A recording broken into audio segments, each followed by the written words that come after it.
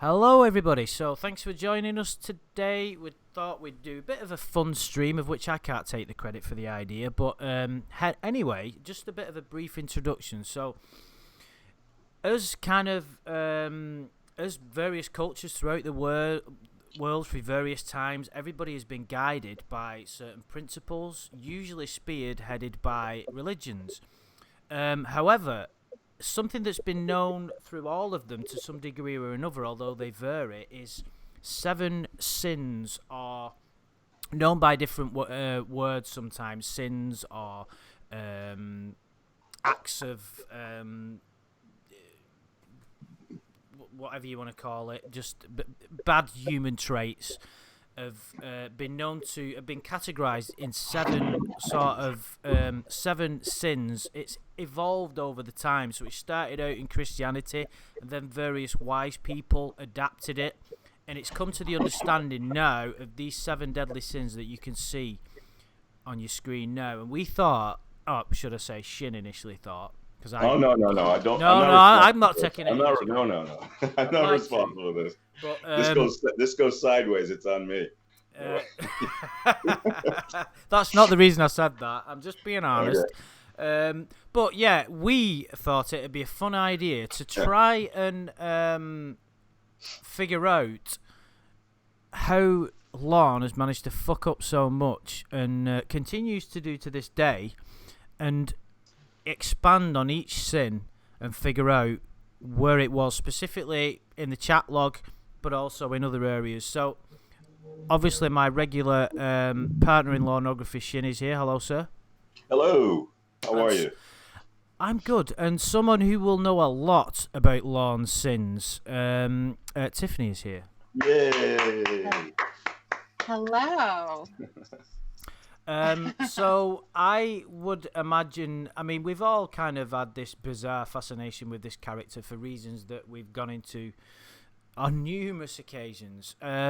This is probably going to be a bit more fun, because I think the last one that we did together, if I remember correctly, was a few weeks ago when we talked about the new findings with regard to files. It was pretty dark. It went really well. I think a lot of people enjoyed it, but yeah, we were getting into the sort of depths of the mere darkness which this subject can possess, if you remember. Yeah, we did the I think we named it Revelations, New Revelations. And just to preface this whole thing, it's really hard for me, that kind of set me into a kind of a burning rage about this guy, and it's kind of hard for me to go back into humor. But at the same time, there's always a way he could certainly show us. But it's kind of like a Scorsese film, kind of like one of these mad dog characters like De Niro or Pesci. Suddenly they're laughing, then they'll kill you. I feel like I have that going on right now because I have so much rage for this guy, and I'm really hoping to start laughing again. I really do. That's my. It shouldn't take too much to start laughing again, because all you have to do is maybe watch one of Crank Cinema's videos. That'll get you back in the mood for a bit of humour. And CTPs too, yeah, exactly. Or even just read one line of the lawsuit. Yes.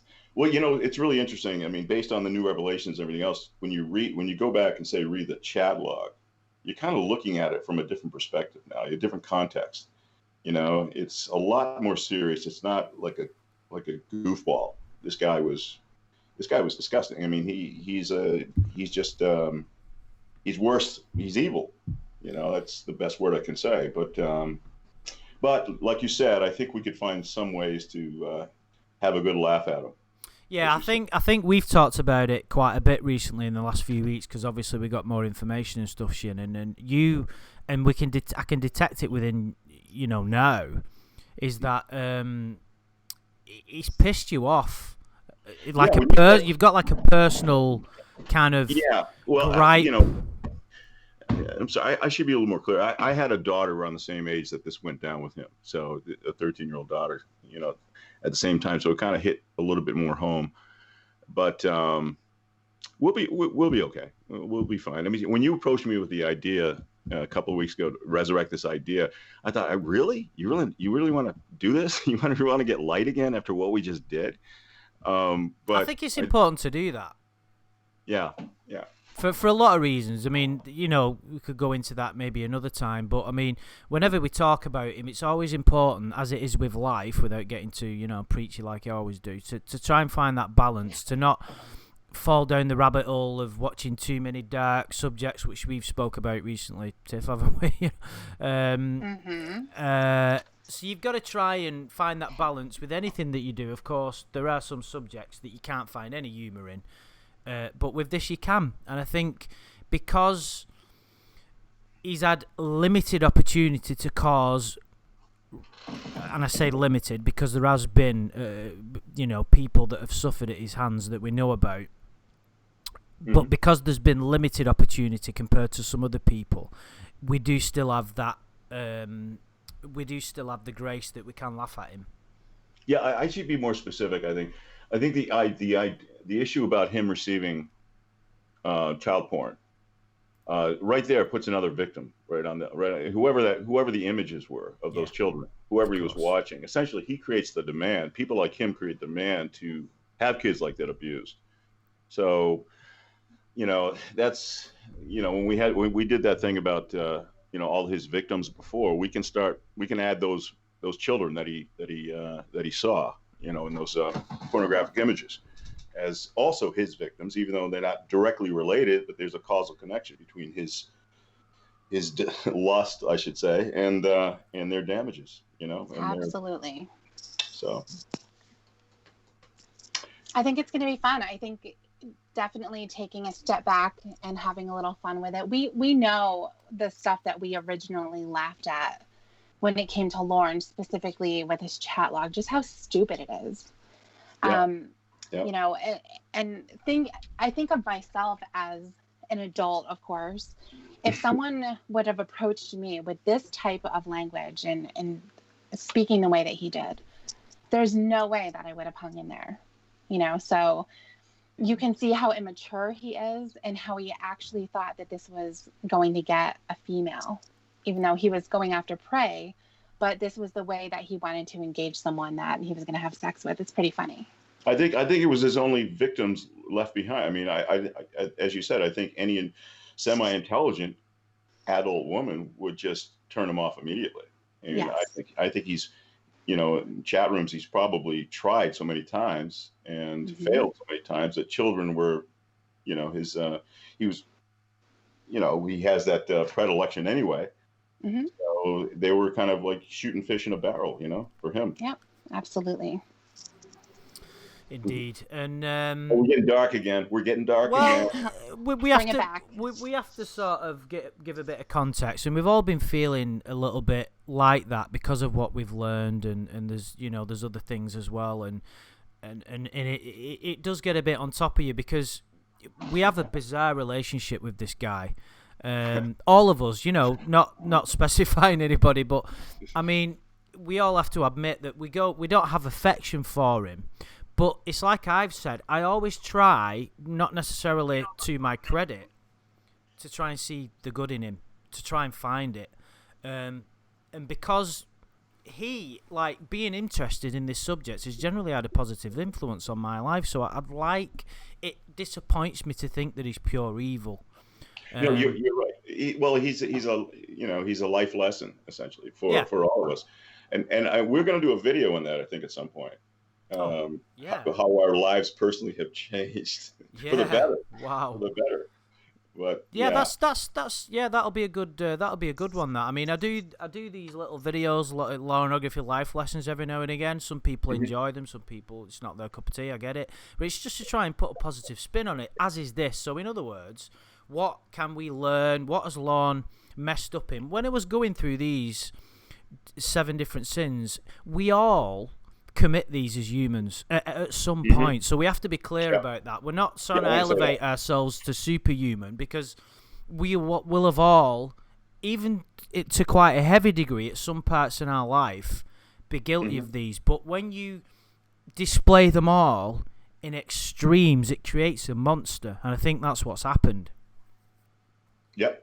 And we can go into that in more detail. Even though, obviously we're all guilty of these things at one time or another in our life, but it's not going to stop us from casting stones right now, but I'm just saying, I, you know, and what's interesting about this is you'll see is some of these examples that we have, and by the way, we use the chat log because they were the easiest to grab. You know, if we started grabbing audio, you know, we would never have this done. But some of these examples, some of these sins, there would be multiple sins that would apply to a particular example. So in other words, he wouldn't just be exhibiting envy in one situation. He could be exhibiting envy, lust, and wrath at the same time.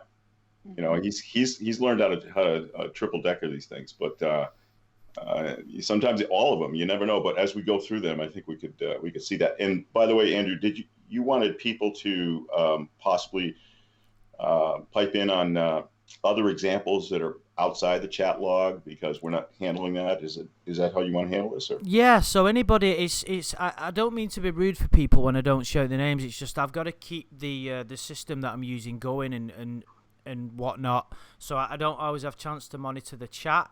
So anybody that has got any ideas when we're going through each one, just I'll try and get to you, and we'll see what we can do, because I know on the last stream that we did, the first Mrs. R made a really good point, and I'd saved it and didn't get a chance to go back to it. But luckily, Tiff, you actually did you remember seeing it or something? Because I remember you posting the question in the comments after. Do you know which one I'm talking about? Yeah, I do. I don't remember it specifically off the top of my head right now, but I do remember just scrolling through the chat really quick to see if people did have questions.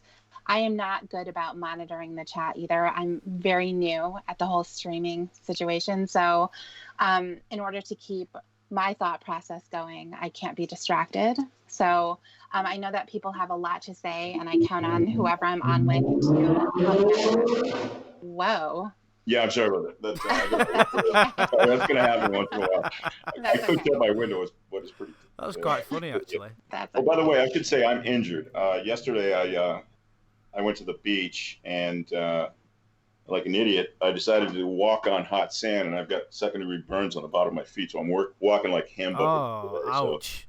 So, yeah. So nothing a little duct tape won't help, but we'll see. Right. But, well, anyway, as I was saying, I was just saying that what the first Mrs. R was saying, she made a really great point, and I wanted to make sure that I responded to it in the chat. So that was all. Do you remember which was it? The question about what he would have done if it was a little girl versus someone who looked like Casey? Was that question? Because I believe that it was. Yeah. Yeah. I think we covered that pretty well. Your answer, I think your answer was yes too. He would have. In my answer essentially was, if it was a little girl, he would have moved a lot faster. That's what would have happened. But anyway, that's not the issue today. But I hope that the response was good enough. Whoever sent that. I'm pretty sure it was. I don't know whether she's seen it, which is the frustrating thing, because I don't know whether she went into the comments after. She might be in the chat today. If she is, we'll mention it to her. But anyway, without further ado, finish the sentence for me. Further ado. There you go. Whatever. All right. It's a bit late here. You'll have to forgive me. Anyway, so the first I'll just switch it on screen for you now. Is the first sin is wrath. Now, Shin very kindly put this document together with regard to the chat log. Now, it's probably one of the easiest ones, isn't it? Because yeah. I mean, if you kind of see what's going on there at the minute, it's the same pretty much as we've got. It links to a lot of the other things, doesn't it? So we got like anger and whatnot and envy, but of course wrath is just an uncontrollable kind of anger, isn't it? Kind of dominance. So absolutely. I got distracted. Sorry, from the chat log here. Just want to say hi to everybody. CT's here. TCAP recipes. Yeah. Well, yeah. The thing about the chat log when it came to wrath, he was a lot more subtle. It was more like more like veiled threats. That he didn't want to scare her off, so he's not going to show his true colors like he does with Ramona and all his catfishes. But yeah, and he was quite aware as well. Even though he kind of went into a rage sometimes, when you mentioned here, do not go into other chat rooms. And what was really funny about the chat log is, when he does impose his wrath on poor Koala, he types in capital letters. And he does it quite often, doesn't he? And even you have managed to sort of emphasise that to him personally, Tiff, when he says things like, and you don't want me to be late for work and all that kind of nonsense. Right. Yeah, that's what he does. And they're definitely veiled threats. He wants to let her know that he's not pleased, but he doesn't have her on the phone. So he's not going to go into the screaming rage that we love so much. Yeah, I mean, it wouldn't go with his grooming, that's for sure. Right. He pretty much had to keep that going the entire chat. And at some point, he just had this just self-confidence that he basically, I think he felt like he could say anything else. You could tell by the lulls that are dropped off near the beginning to the end. Mm-hmm. There weren't so many qualifiers like that, and he basically took her for granted at that point. And the rage was a little bit more pronounced. Like here, what do we got? Like on 10, you can see it. It actually starts on October 10th. That's these examples, except there's one down there that starts on September 22nd. I'm mad right now, baby. Why you mad? You mad at me? Let's see. What I do because I have you because I can't have you here with me right now. I don't know where it went, but that's kind of a kind of a drunken wrath that he's going through right there. Obviously, he's done that a few times, but they were more pronounced. The wrath was more pronounced toward the middle toward the end of the actual chat log when he had to drop the super nice routine, and he had more control than anything else. But yeah, we can see it too when he talks about Derek. While you're reading what he's saying, that he is not happy and he's really upset. He's very, very jealous, and so he's trying to contain himself. It's also worth noting for anybody that knows much about the 7 sins. It is known, this particular one, wrath, is also known as anger. It's just basically, it's as we said, it's all interrelated. But Lorne's wrath is usually more, as it is with a lot of people, is usually more prominent when he's intoxicated, isn't it? Absolutely. What was the other thing? The other thing I neglected to put in there, I guess, since you explained it that way, Andrew, when he got fired from his job,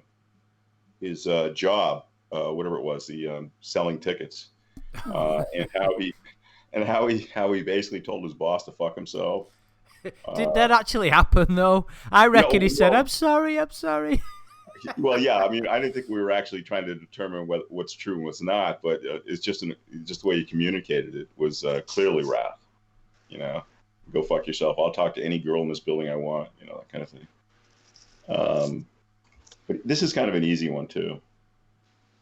Well, there's so many examples. I mean, even especially based on the phone calls, because right now we're looking at the written communication, but when you're actually hearing it, you can hear even when it comes across in a subtle way where he changes his tone, and he's talking more in like a clenched teeth way, which is scary. But then also when he's just screaming at the top of his lungs, he's throwing things, and even though he's naked at the time, which makes it funny, he's still really pissed off.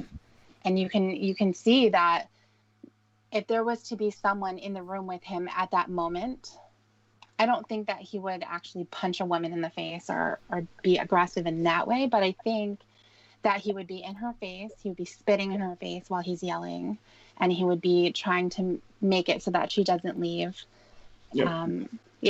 Take her car keys, probably throw them in the woods or something. Yeah, definitely. Something I think a 5-year-old toddler would do in a tantrum. Mm-hmm. Yeah, and that's the perfect way to say it. Everything that he does with his rage and his wrath is basically just one big tantrum. Yeah, exactly.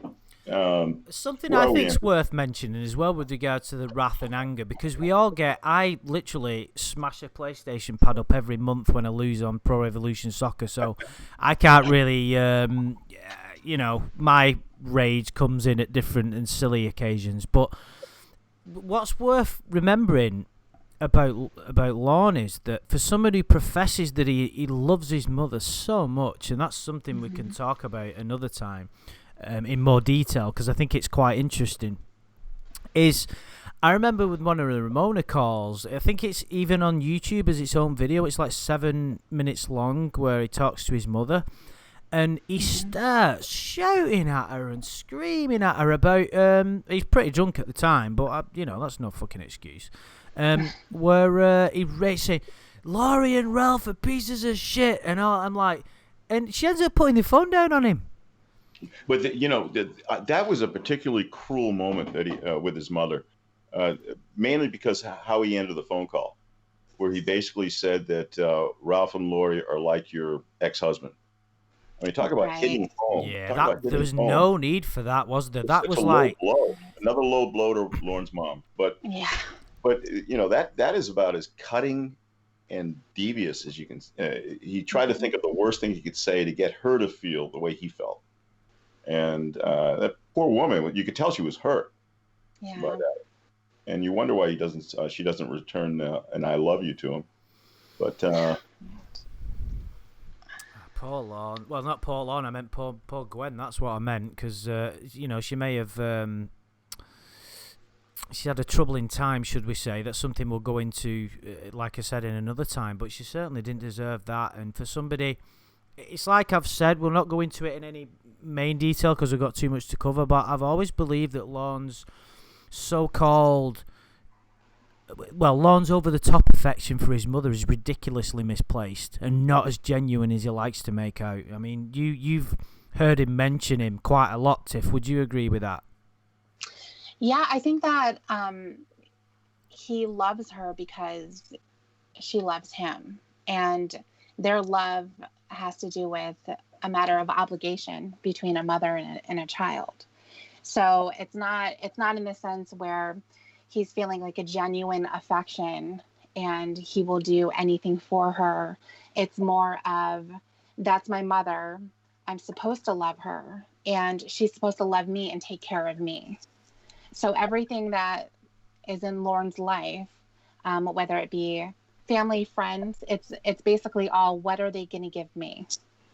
And so with his mom, he still feels that it's her obligation to take care of him.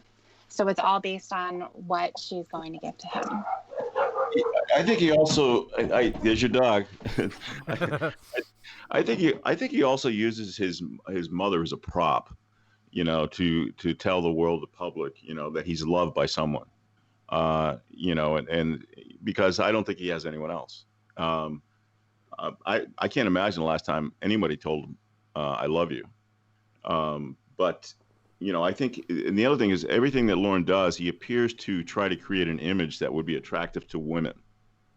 So in his mind, a good relationship with your mother is something that a woman would definitely look for in the qualities of a man. And so he goes overboard when he does that. But I've never really thought of that. That's a great way of saying it. I think he just uses her, as a display. See, I'm worth loving. Somebody loves me in this world. Bit like his affections for his dogs, really, isn't it? Yeah, I mean, everybody's unconditionally loving him. He doesn't have anyone who loves him with conditions, like being a decent human being. But the dogs don't know better, and Mama Gwen has no choice. She sired the guy, so. Oh, she got a lot to answer for. But anyway, her pendants are basically Lorne being created. She's got enough to deal with. She doesn't need us slagging her off. But anyway, is there any particular, Tiff, any moment from speaking to him of his anger that stands out in your mind where maybe you got more angry than you thought, or something, or even an amusing moment of uncontrollable rage? I want to say that the most telling time, or the one that stands out the most for me, was when he didn't realize that he was being heard. He thought that his call was disconnected. And he was with his brother at the time, and he was screaming. There were a lot of things on there that he would not have wanted other people to hear him say. And you mean so there's a worse side of him we don't know? Really? Is that well, it's more exaggerated, I would say. Okay. It's not that it would be surprising or anything like that, but there was so much anger, and you could feel it. I mean, there are things being thrown, you could hear stuff slamming around, and he is just yelling so loudly. Do you think he does that? Do you think he does that to put on a show for you? No, he didn't know that he was being heard at the time. Oh, okay. He thought that he was disconnected. So it was just between himself and his brother. And so to hear him yelling and screaming, carrying on that way to someone who wasn't really fighting back, at that point, I think that his brother was, kind of letting him do that because that's probably what Lorne does. Mm-hmm. So, I guess it was to hear that level of anger was pretty shocking. And I do remember another time in speaking to him that the way that his tone was, and when I had mentioned before that he can either be yelling or he can speak in kind of a clenched way, when he was basically telling me to shut up, which was the first and only time that he got away with it. But he kind of was saying, I want you to back off right now. And the way that he said it was really, it infuriated me, number one, but also, I guess I wasn't really expecting that because I had only heard at that point just his yelling and carrying on. So I want to say that even in that moment, he was more angry than he had been when he was just yelling. So is he got? I mean, I think you've already answered this. I think I've asked you this slightly similar question before, Tiff. Is that he's got a darker side to him than you thought? So does that also mirror that he's got a more? Because darker doesn't necessarily mean more angry, but is he more angry than what you thought? A more angry person is the more uncontrollable rage inside him than you thought? I think so. I think that a lot of his rage is actually bottled up. Yeah. And that's why we often hear it when he's drinking. Yeah. And, the cork becomes a little less strong and things start to come out. So he is, I think, as a whole, he's an angry person. He doesn't want to be, but he understands that his circumstances pretty much don't allow him to be any other way. So he knows what people think of him. He knows that he's carrying the burden of being an RSO. He knows that everyone knows it. He knows that he cannot get a real woman. He knows that there are people in his family who will not speak to him and they turn their back on him. He knows that he doesn't have any real friends. So there's a lot there. I mean, imagine if that was you. That is, no, I'm only joking. So, instead of getting depressed, he would get angry about all that. Well, I think what it is that he would start drinking in order to feel better. He wants to go back to the times when he's in the karaoke bars and he's having fun and he's having a couple of drinks, and all of that is associated, with him having a good time with people. Right. And so when he starts doing that and he starts to feel a little bit more, loose with his emotions, he's going to start getting pissed off because he knows that he can't hide from that anymore. It's impossible for him to do that when he's drunk. Mm-hmm. And that's what we hear. I'm going to turn that question around a little bit just before we go on to the next one, Tiff, and ask you what moment that has created the most wrath within you created by Lorne. Oh my gosh. It had to be another guy. No, I want to say that there was one that personally I was uncontrollable.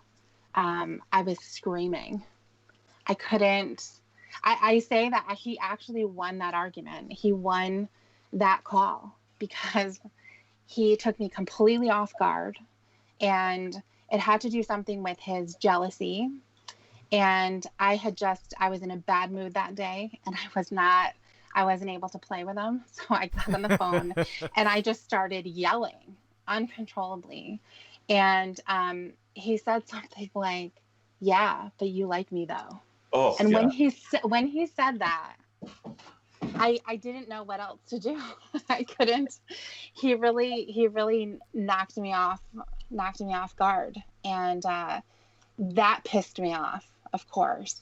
But whenever he has a sense of entitlement, whenever he is self-righteous, I do have to say that self-righteous Lorne is the worst kind of Lorne in my eyes. You've said that a few times, and yeah. How could it not be? If you really think about that, self-righteous Lorne is a contradiction in terms, isn't it?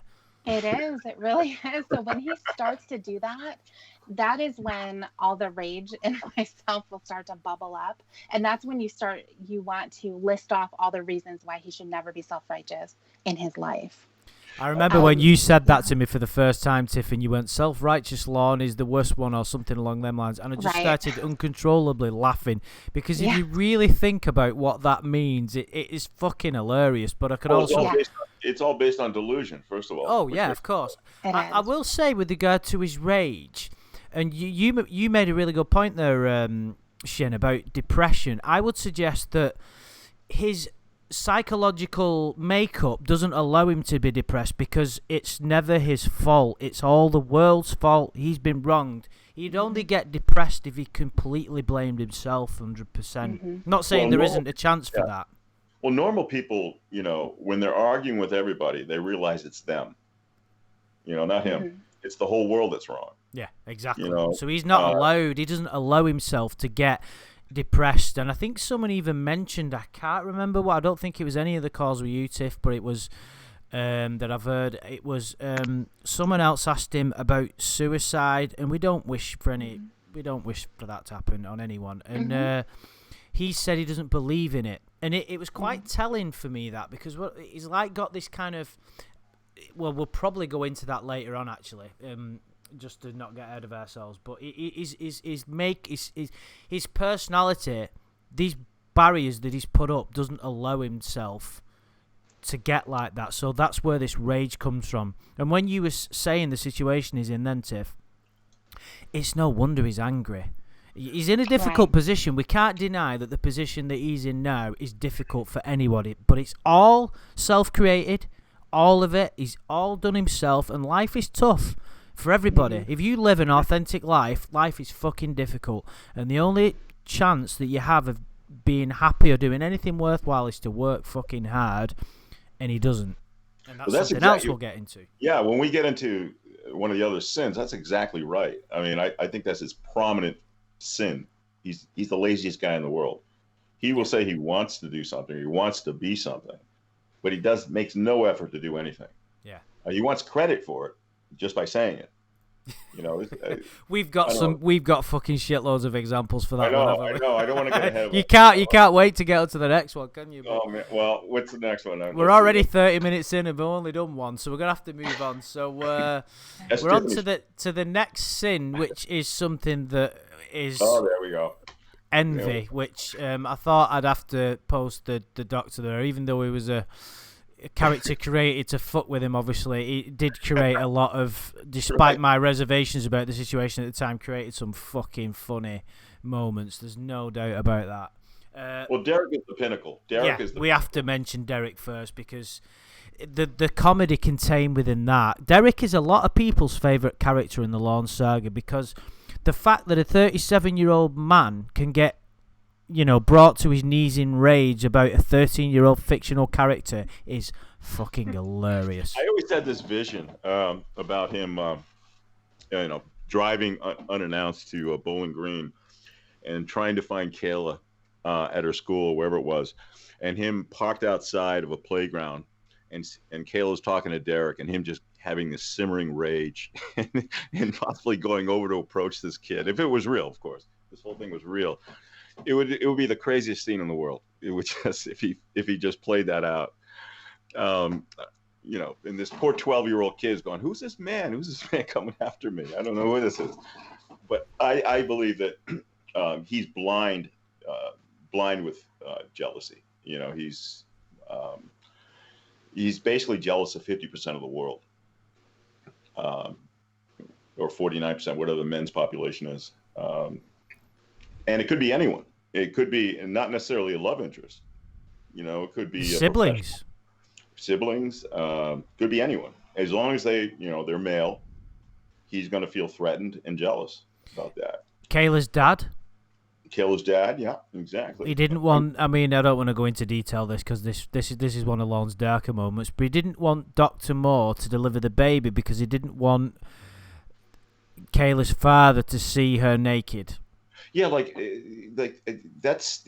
would think that if any relationship was safe from jealousy, it would be a father of the love interest you have. Mm-hmm. Maybe that's a bit of projection on Lorne's part, because he couldn't possibly conceive that a man could have a relationship with a female of that age and not have any kind of sinister, maybe sexual tendencies. So he's projecting himself into that position and thinking, yeah, I'd like to have a bit of it. Do you get what I'm saying?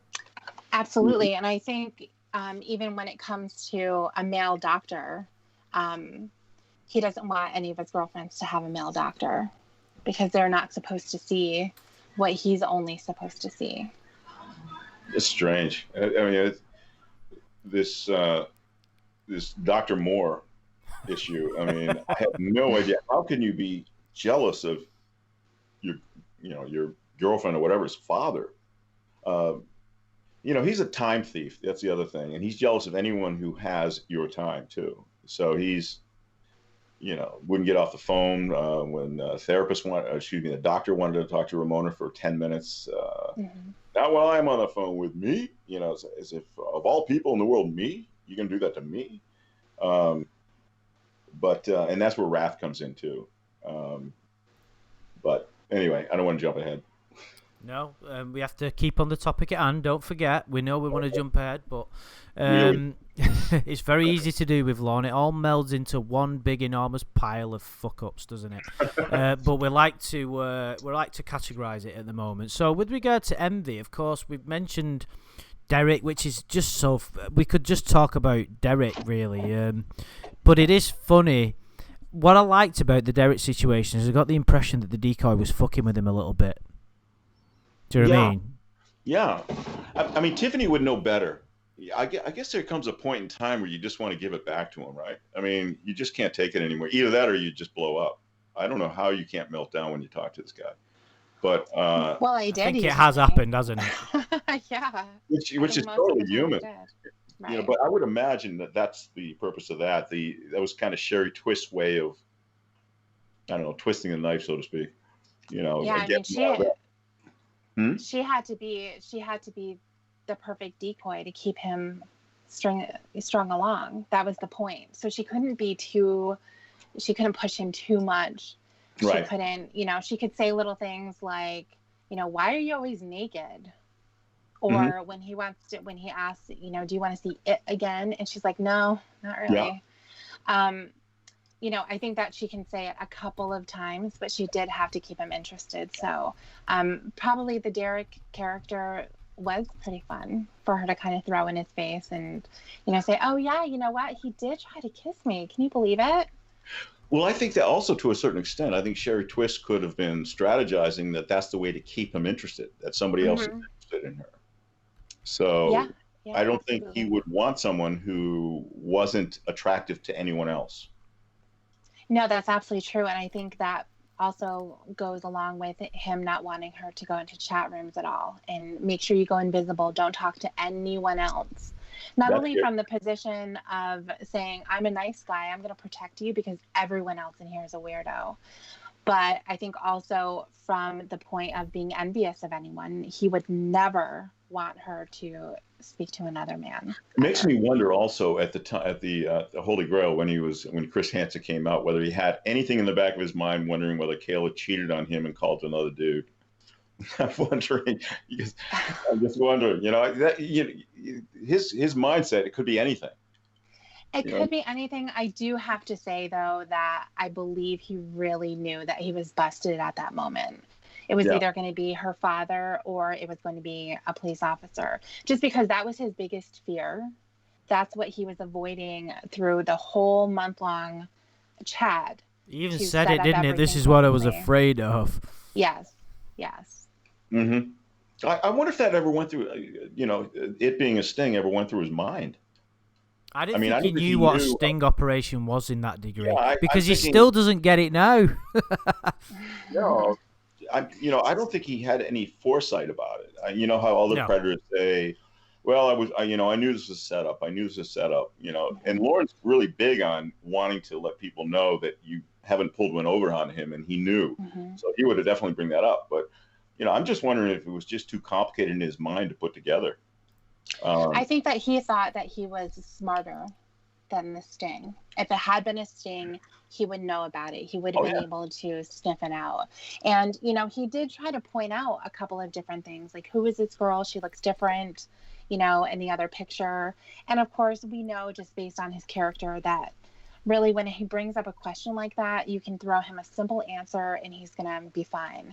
But I think that he was really trying to cover his tracks so well that he wasn't going to get caught. He was mostly concerned with her parents finding out. He knew that he could go to jail, but there was nothing in his mind thinking that this person talking with him was not exactly who he believed that it was. Yeah, yeah.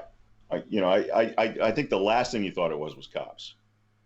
And, yeah, I mean, he did mention, of course, that he was going to go to jail, but all of the avoidance techniques that he was using, right. like getting a lock on her door, making sure she minimized the camera so that her parents never saw if they happened to walk into the room. Delete your archives, precious. Yeah. That.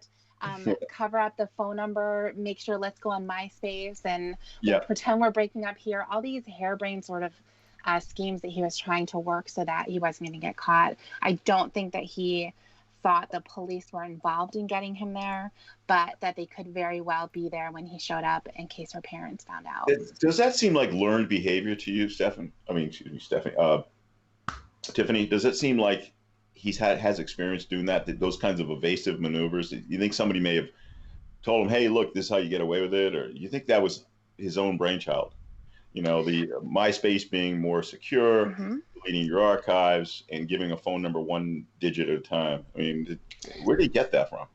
I think he would have known. He would have known that type of thing probably from speaking to other people. That's what I'm wondering. Yeah. I don't necessarily think that he was talking to a mastermind, right. giving him a guide on how to do it. But I think over the course of time, he noticed in Yahoo that they could delete archives, but he didn't see that in MySpace, or so he wasn't seeing certain things in MySpace Messenger that he was seeing in Yahoo, so he felt that was safer. Maybe that was something there. Maybe he had heard from someone else that MySpace didn't have some kind of a transcript of their conversation and it went away at some point. So I think that over the course of time, Kayla was not the first person. So he definitely has experience chatting it up with other girls, and he was able to come up with a list of questions in order to ask to make sure that he was going to be safe. That was the number one priority in his mind, and keeping himself safe. He was so sure about it too. He was so confident about it. I mean, look what like, for instance, the one with those other two decoys, Kimmy and the other one, where he had pretty much the same grooming process going. Yeah, I'd love to. There was only one word he said to those, wasn't there? He gets cocky though. What happens is he thinks he's got. What I mean by he's so confident that he actually at one point, one of the other two decoys, he said, "Listen, be right back." He just started the conversation, like, who's going to stick around? He thought he had her. When he came back, hey, hope you don't mind if I eat a pot pie while I talk to you, that kind of thing. Right. So he was pretty sure that his security measures were pretty effective, which is weird. I guess that's Lorne logic. Yeah, we're not. It's not weird. It's weird if you look at it from a normal perspective, but it isn't if you look at it through Lorne perspective. I'm gonna have to backtrack a little bit now, if you forgive me, because there's something I wanted with regard to wrath. There's his biggest wrath, which I find fucking hilarious, is his wrath towards the internet. That fucking internet. It's so funny, because what I find amusing about that is, number one, right, he wasn't raging against the internet when he thought he was going to do what he wanted to do with the kid. At that point, the internet was the greatest thing in the world. The internet only became the worst thing in the world is when he got caught and it outsmarted him. Well, that fucking internet has caused me so much.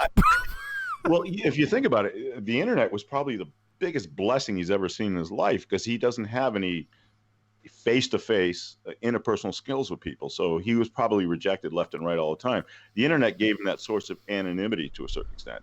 So he could at least engage and then take it further. He couldn't do that in real life. So when the internet came along, that was like a godsend. That was like, oh my God. And then, of course, it blew up in his face. It's funny though, isn't it? How he just doesn't understand the concept of the internet. He treats it like some kind of entity, like he doesn't quite understand it, like some kind of tangible thing that's there to like conspire against him. It's like someone would have a personal problem with gravity. It's like, that gravity made me fall down again. I fucking hate gravity. You know what I mean? That's a good analogy. Yeah, that's a good way of putting it. Yeah. I just find that so funny. Anyway, if we go back to envy, of course, Derek's the main one, but of course, the Doctor, he raged against that. But that was a character that was specifically created to enrage him, which isn't difficult. But of course, you had a guy that was young, good-looking, hung like a donkey, rich, women hanging off him. Everything that Lorne wasn't, this character was. And of course, you're gonna I think I could speak for virtually everybody, but I would suggest all three of us and virtually everybody in the chat, we've all at some point in a relationship had some kind of envious thoughts, haven't we? It's just the normal. There's nothing like it with romantic relationships, because most of you have like a clingy kind of need, and it's part of the human condition. And obviously, if someone, it's also a primal thing as well. If someone comes to take your mate away from you, you see it in the animal kingdom and that. It's not anything specific to humans, but of course, you're going to protect your mate or whatever, and but of course, Lorne takes it one step further, and his rage and anger is created against fictional characters, which is which is very, very funny. The internet itself, which doesn't really exist in the way that he thinks it does. His mother, his sibling, virtually everybody. I think it's the whole world, isn't it? He's got so much rage inside him that he literally is. When you were saying before, Tiff, that he's like a lot of it hasn't really come out, it made me think then when you were saying it, I think he's like a ticking time bomb, really. This is why I wasn't 100% sure from the very beginning about the kind of, the stuff that's going on, is because I was like, fucking hell. Is he going to like explode at any minute? What's he going to do? Of course, it's just, we've no way to know, but there is a lot of repressed anger inside him, isn't there? Yeah, there is. And I think it's anger that he's lived with his whole life. In particular, when it comes to his siblings, or Bunky. Yeah, that was what I was thinking about as well. Lorne is the type of a person who's going to look for validation in every situation. So he's going to look, okay, how am I reflected here? And so he's going to see how people are interacting. And so is his mom paying attention to him? That means that she loves him. Is she not? Then that means she loves his siblings more.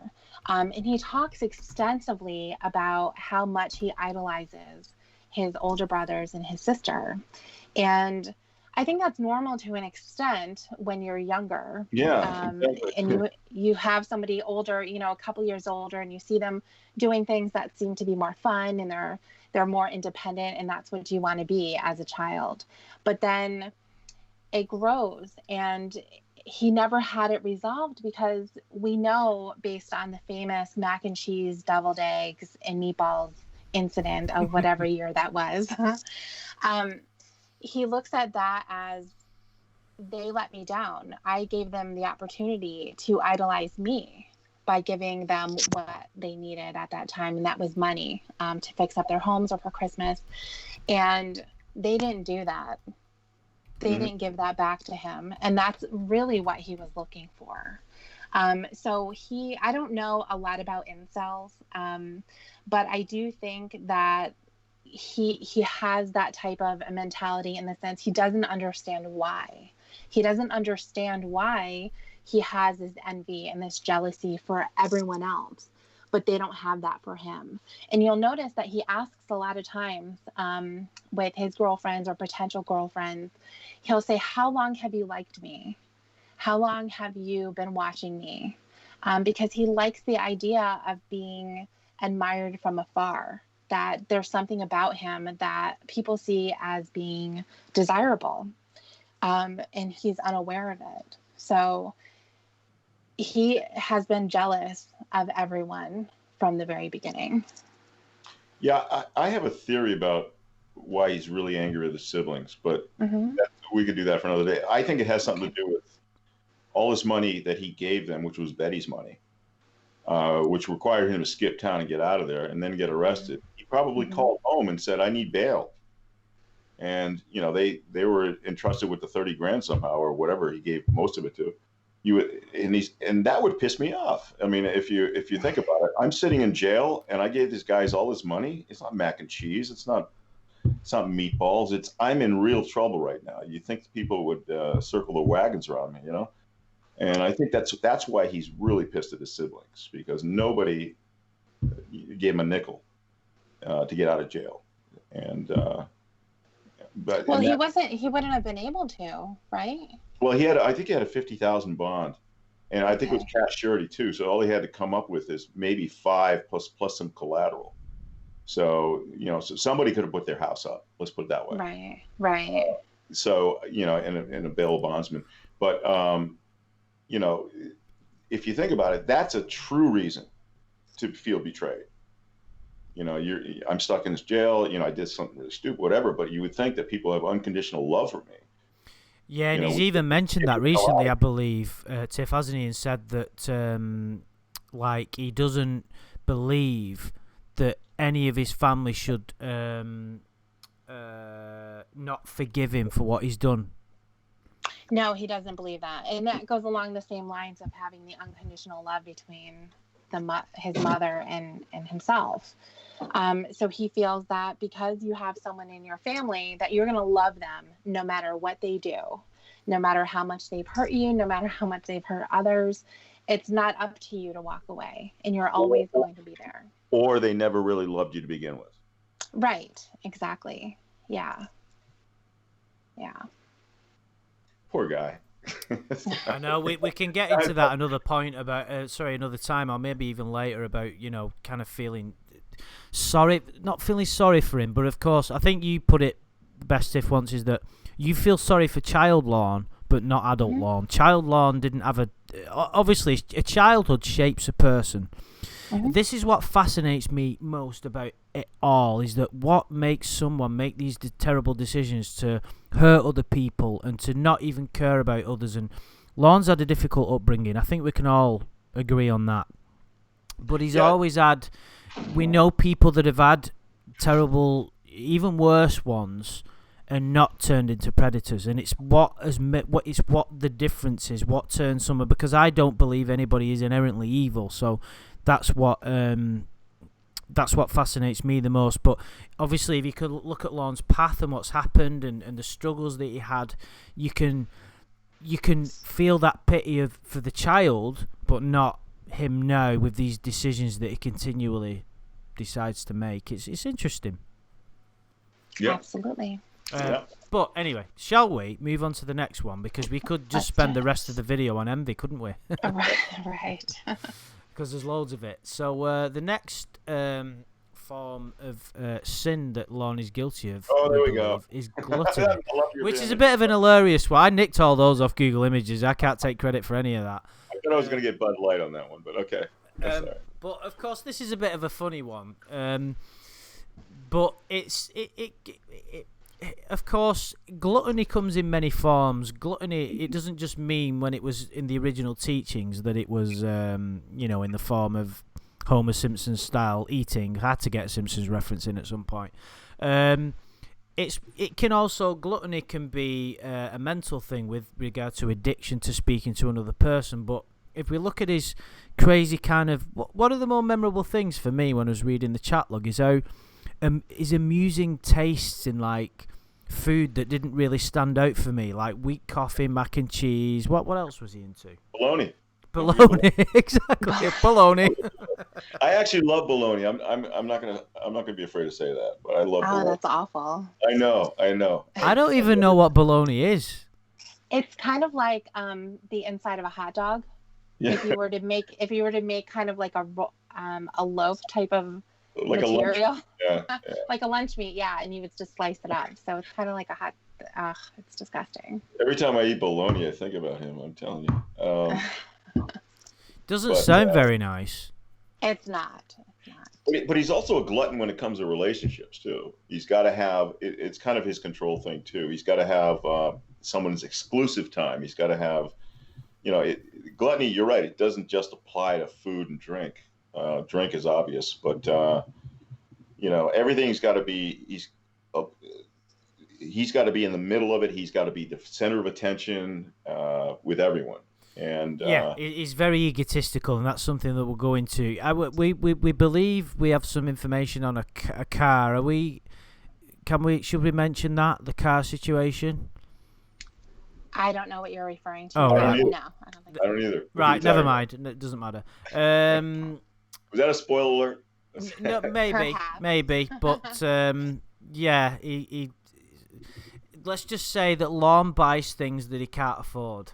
And that is a form of gluttony. So, and this is more prevalent in today's world. If you think about it, I don't want to get off, but like everybody's got a smartphone, and on that smartphone you've got what? eBay, Amazon, Netflix, any TV show, anything you want to buy is at your fingertips instantly, and everybody has got it's not necessarily a good thing. Everybody has got the opportunity to indulge in virtually anything. I'm sure you have it in the States. We have an app, a phone app here called Just Eat, where you can just press a button and the local takeaway will send you whatever you want.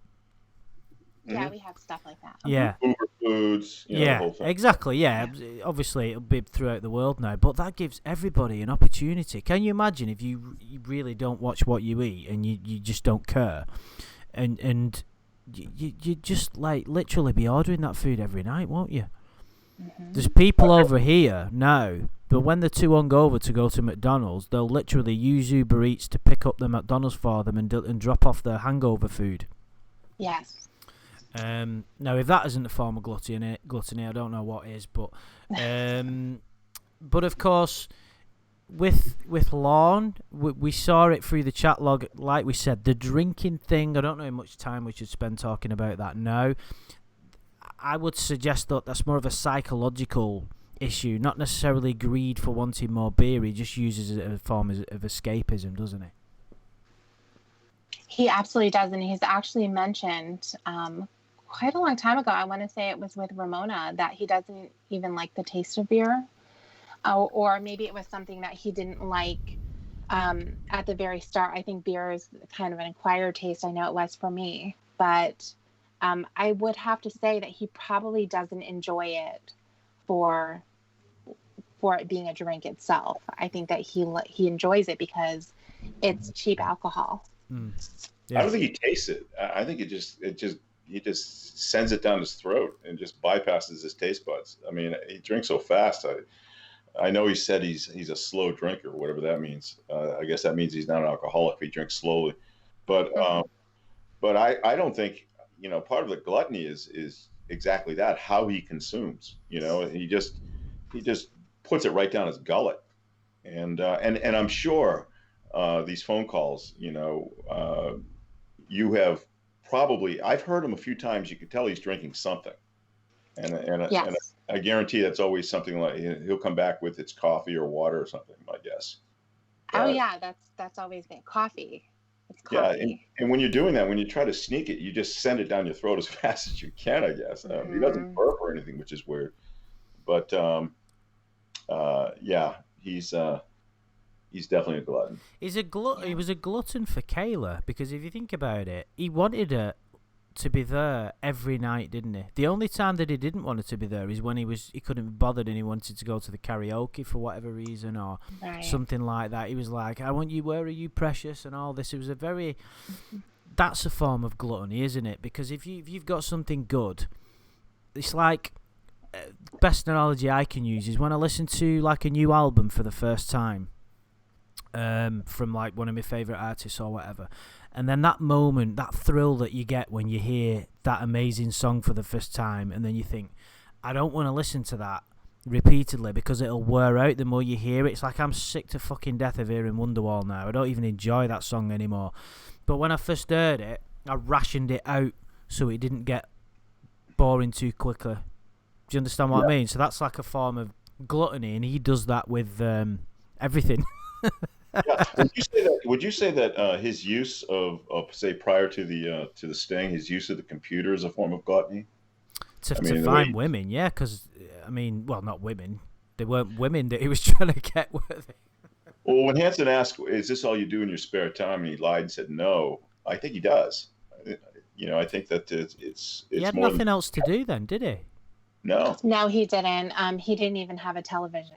Wow. So when he was in his apartment, he had his computer. That was it. And of course, at that time, we didn't have Netflix and, we didn't have streaming. The internet was pretty shitty. You would just basically have a dial-up service. So he wasn't able to have any of the, because I think, now I wouldn't even need to have cable. I could just have an internet connection and I could have access to a television through that. But at that time he didn't have anything, and he obviously didn't really know anybody there. He was there for such a short period of time, and that was his way of being social. It was either happening by him sitting in front of his computer, or he was going to the karaoke bar, which he couldn't really afford. Yeah. So that was it. I always wondered what his cash flow situation was when he went out. I can tell you, not good. Right. Well, we know what happened to that $300 credit card limit then. So that'll keep him in business for 2 days. That's about it. It's so funny that he was like so like elated that he got this $300 credit card, and then didn't he send her a picture of it? I'm sure there's a picture. He did. He sent her a picture, and of course, what 13-year-old isn't going to think that $300 is a lot of money? Yeah, that's true. Well, and again, his lack of self-awareness or any awareness at all. This 13-year-old was a daughter of two prominent doctors. I would imagine that money isn't really an issue in the house anyway. So $300 isn't going to impress her one way or the other. I think it's just a. I think even if somebody were to come from a home that, their parents have a lot, it didn't really sound like she had her own money. It sounded like, of course she depended on her parents. Her dad had to take her shopping. Yeah. I often wondered why I know why, but why the decoy didn't offer to help him with gas money. And now I know. I mean, that would be an entrapment situation. Right. Yeah. But I'm wondering if he was trying to hint around that. I don't know. Money off Mama Gwen in jail, didn't he? What's that? Oh, I'm sure that he did. It's in his. It's in the. I don't think you've seen them, Tiff, but it's in his court docket, not the court documents. The prison. They was able to. I think it was.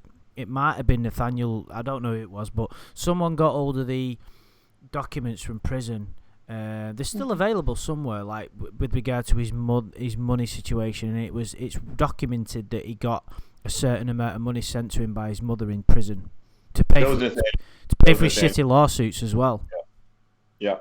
Yeah, there would be no question that he would be getting it from her. She'd be the only one who would send it to him. Yeah, that's true. Nobody And else. she actually saved his shitty doomed civil suit. He actually, when he filed that, and again, I know we're off topic, but when he filed that civil suit, he filed what they call a paupus petition, which means he didn't have the money for the filing fee, which is $350 in federal court. And so what the court does is they either waive it depending on your indigency status based on financial statements, and he's in prison, so that's kind of easy, or they put him on a payment plan. That was in June of, I can't remember where the year was, but by August, he had already defaulted on that plan, just 2 months. He hadn't paid anything. So the court had sent him a notice of administrative dissolve. They're going to dismiss the case because he didn't pay the filing fee. That's when he got on the phone or wrote letters and got his mother to send $350 to the court to this case that was going nowhere. Right. You know, that to me is it's really bad. And of course it was dismissed with prejudice, but you know, he dragged his mother's money into this thing, and it was a piece of shit lawsuit. But anyway. So we've covered gluttony quite well. So the next one is laziness, which of course I thought I'd stick the picture of him playing the guitar because he didn't really think that was necessary in order for him to become a country music star. But we have many sort of examples of this. What I'd like to do is add a bit of framework to it and say that there are lazier people in the world than Lorne. I don't want to, I only want to state the truth. He has a job. He's working at the moment. There are people that refuse to work. So at least he has a degree of... Because you think he's one of the laziest people ever to walk the planet, don't you, Shin? I do. Well, mainly, emotionally, mentally, physically, everything lazy. But it's interesting you just said that because I think that, unfortunately, he's not the laziest member in his family. I think Roy is probably the laziest guy. Wow. Based on what we know about him. I know. I thought the bar was set pretty high with Lorne, but no. But again, it goes back to the same thing. He makes the declaration he's going to quit smoking. He's going to quit drinking. He's going to do all this stuff. And of course, he doesn't do anything. He doesn't even put the effort into it, except for I think he went 3 days without smoking or something. But he wants the credit just for saying, I thought about it, or I'm committed to it, just for saying it. And that to me is the mark of a lazy person. It's a blowhard, somebody who just doesn't have the the stones to back up what he says. He's just lazy. He just whatever. And I can't imagine, by the way, the amount that he drinks, how he's probably in a constant state of detox. So he can't feel that great all the time either. So that kind of takes away from your energy level as well. But he's just lazy in general. He wants credit for it. He wants to be the guy that sees the light today and now I'm cured, rather than go through the work of doing it. Yeah. But yeah, this is probably the worst sin, I think. Do you know what I always think about with regard to working hard? I might have mentioned this, is like someone just put in the chat as well. I'm always mentioning comparisons to animals, which maybe I didn't even realize it until now, but there's a video, I think it's one of Richard, I can always get to the Attenborough documentary, I think it might be Planet Earth, and it's about the penguins and what they have to do, and there's they're all on the cliff face, and they feed the young, and then they have to walk 3 miles to the edge of the cliff, right? And they're not designed for walking. They're very strange creatures, they're interesting creatures, but they can't really walk properly, they kind of hobble. So they have to walk 3 kilometers to the edge of the cliff face, then dive in the sea and avoid predators. Then they have to swim more kilometers out into the ocean, catch the fish, carry it in the stomach. Then they have to walk up the cliff faces again, walk back to and find the young, and then feed the young, and then do it again. Now, and when I see people who are lazy, I think of them penguins and think, you lazy motherfucker, get off your fucking ass and do something. And Well, by that standard, we're all lazy. Well, exactly. So but you know what? In a strange kind of way, thinking about stuff like that motivates me when I'm in the gym and I get tired and I think, oh, I just can't be bothered. And I think, nope, think about them penguins. Get off your ass, you lazy bastard. But of course, Lorne, I don't think has seen that episode. No, I don't think so. Not unless it's on free antenna TV or whatever he's got there. But yeah, it kind of like he doesn't understand or doesn't care how much hard work is required to get worthwhile things out of life in any aspect. And it's great what you said, Shin, about an emotional intelligence and emotional strength to we understand that Lorne's got a lot to face up to, but he doesn't want to do the very basic things in order, he can't face up to any real emotions or real relationships or do the hard work that's necessary to get anywhere in life, can he? No, he's totally limited. He's always looking for shortcuts, and he's always looking for credit for very little. I don't know what else to say about him. I mean, he's always cleaning his yard. I mean, I'm just wondering when the hell that thing's going to be cleaned up. Never. How much junk could he have? I mean, it makes it sound like, I don't know, it makes it sound like he's got some kind of a junkyard. He lives at, some kind of a refuge center or something where he's always cleaning up.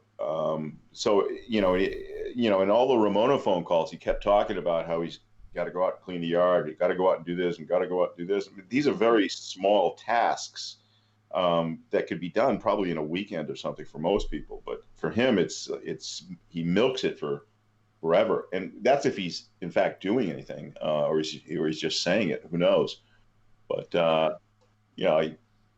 he doesn't understand the idea that you have to earn things, and that again, you can't just depend on declarations and have somebody say, "Oh, you're that kind of guy now." No, you got to actually be that kind of guy. He'd just rather say it. And again, going back to the karaoke situation, that's his idea of getting breaking into the music business, hanging out in bars, not learning to read music or play music or make demos or do whatever it takes that most people who are serious about it, who aren't lazy about it, do it. This. Yeah, well, I mean, you can look at his perspective of his karaoke career, and he takes it that he has fans because people looked at him while he was singing. Who doesn't? So people, right? Exactly. You're at a karaoke bar. What are they supposed to be doing? As a matter of fact, it's usually the guy who's too serious that gets laughed at. I think it is, or not laughed at, but it's not as entertaining. The people who are entertaining are people. Well, not you, Andrew. I've heard you sing, but me. If I went up there and sang, I mean, it would be a drunken mess, but it would be funny to everybody. But then somebody comes on like that, who's probably repeatedly bothering the host to go up and over and over and over again, is a killjoy. Yeah, and actually, he even mentions that too, and he says in the chat, I can't remember, is it in this particular one? Oh yeah, I remember that. Yeah. The host is right. It's up here. Skipped over me, so I left. Yes. Exactly. So I think that he has a couple of songs that he sings, and he will sing them like crazy. He'll just keep repeating it because those are the songs that he knows, so he has practice with it. And I do believe that there was a moment when somebody handed him a card and told them. Well, it could be. It could be. The only reason why I think that's possible is because anybody can call themselves a producer. Anyone who is going to look at someone like Lorne and say, he probably takes himself seriously. I can get him to buy studio time at my place. I can get him to buy. It's kind of like they used to have him around a lot when I was growing up, but they would have people walking around malls and pick out girls and say, did you ever think about being a model? And they would say, I'm a photographer and I'm not talking about a Ted Bundy situation where they're going to go get killed, but I'm talking about, where they would give you a card and then you beg your parents to get them to buy headshots, and it ends up costing, so much money. Right. So I think that it absolutely could be that type of a situation. Lorne looks at it as, some major producer is coming in and wants him to come in next week to audition.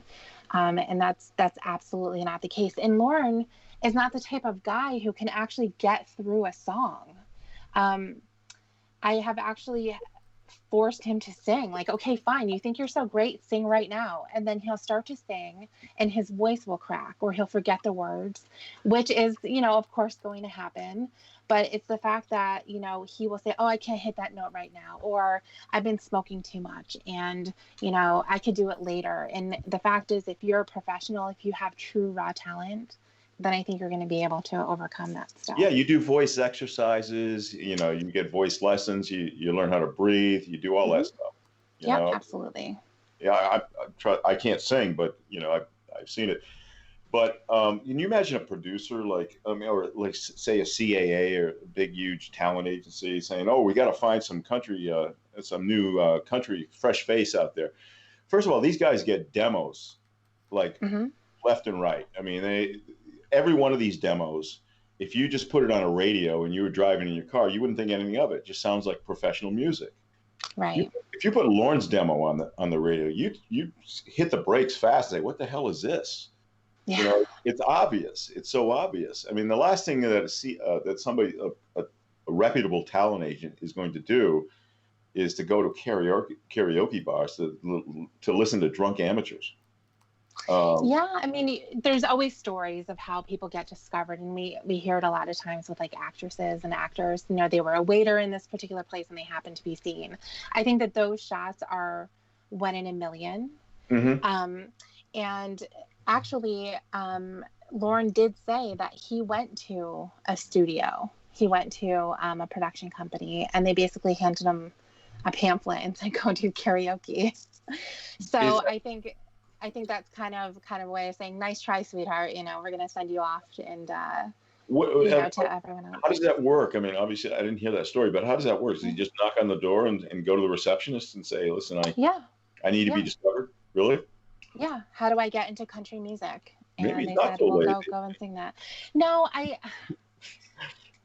maybe, I can definitely see where your argument would be there, but I think that, he really did believe that I'm going to go and I'm going to sing karaoke, and people are going to notice that I'm just undiscovered. That's all. I just need to get discovered. Does that sound like even something a talent agency would say to you? I mean, that sounds like such a Lorne plan to get discovered at karaoke. Yes. I can't imagine any talent agent saying, "Hey, the best way to do it is to go out there and do this."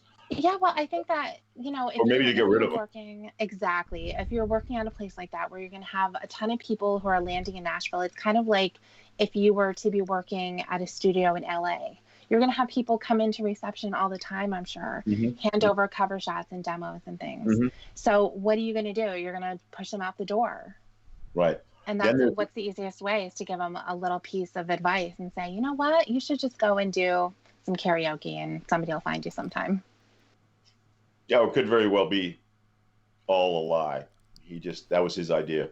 And he just made that up to validate it, to say that the professionals told me to do this. But is it that, if it was true, isn't it their way of like saying, listen, pal, you haven't got a chance of being famous. Yeah. What I suggest you do is go and sing karaoke, because that's the only way you're going to be singing to any audience.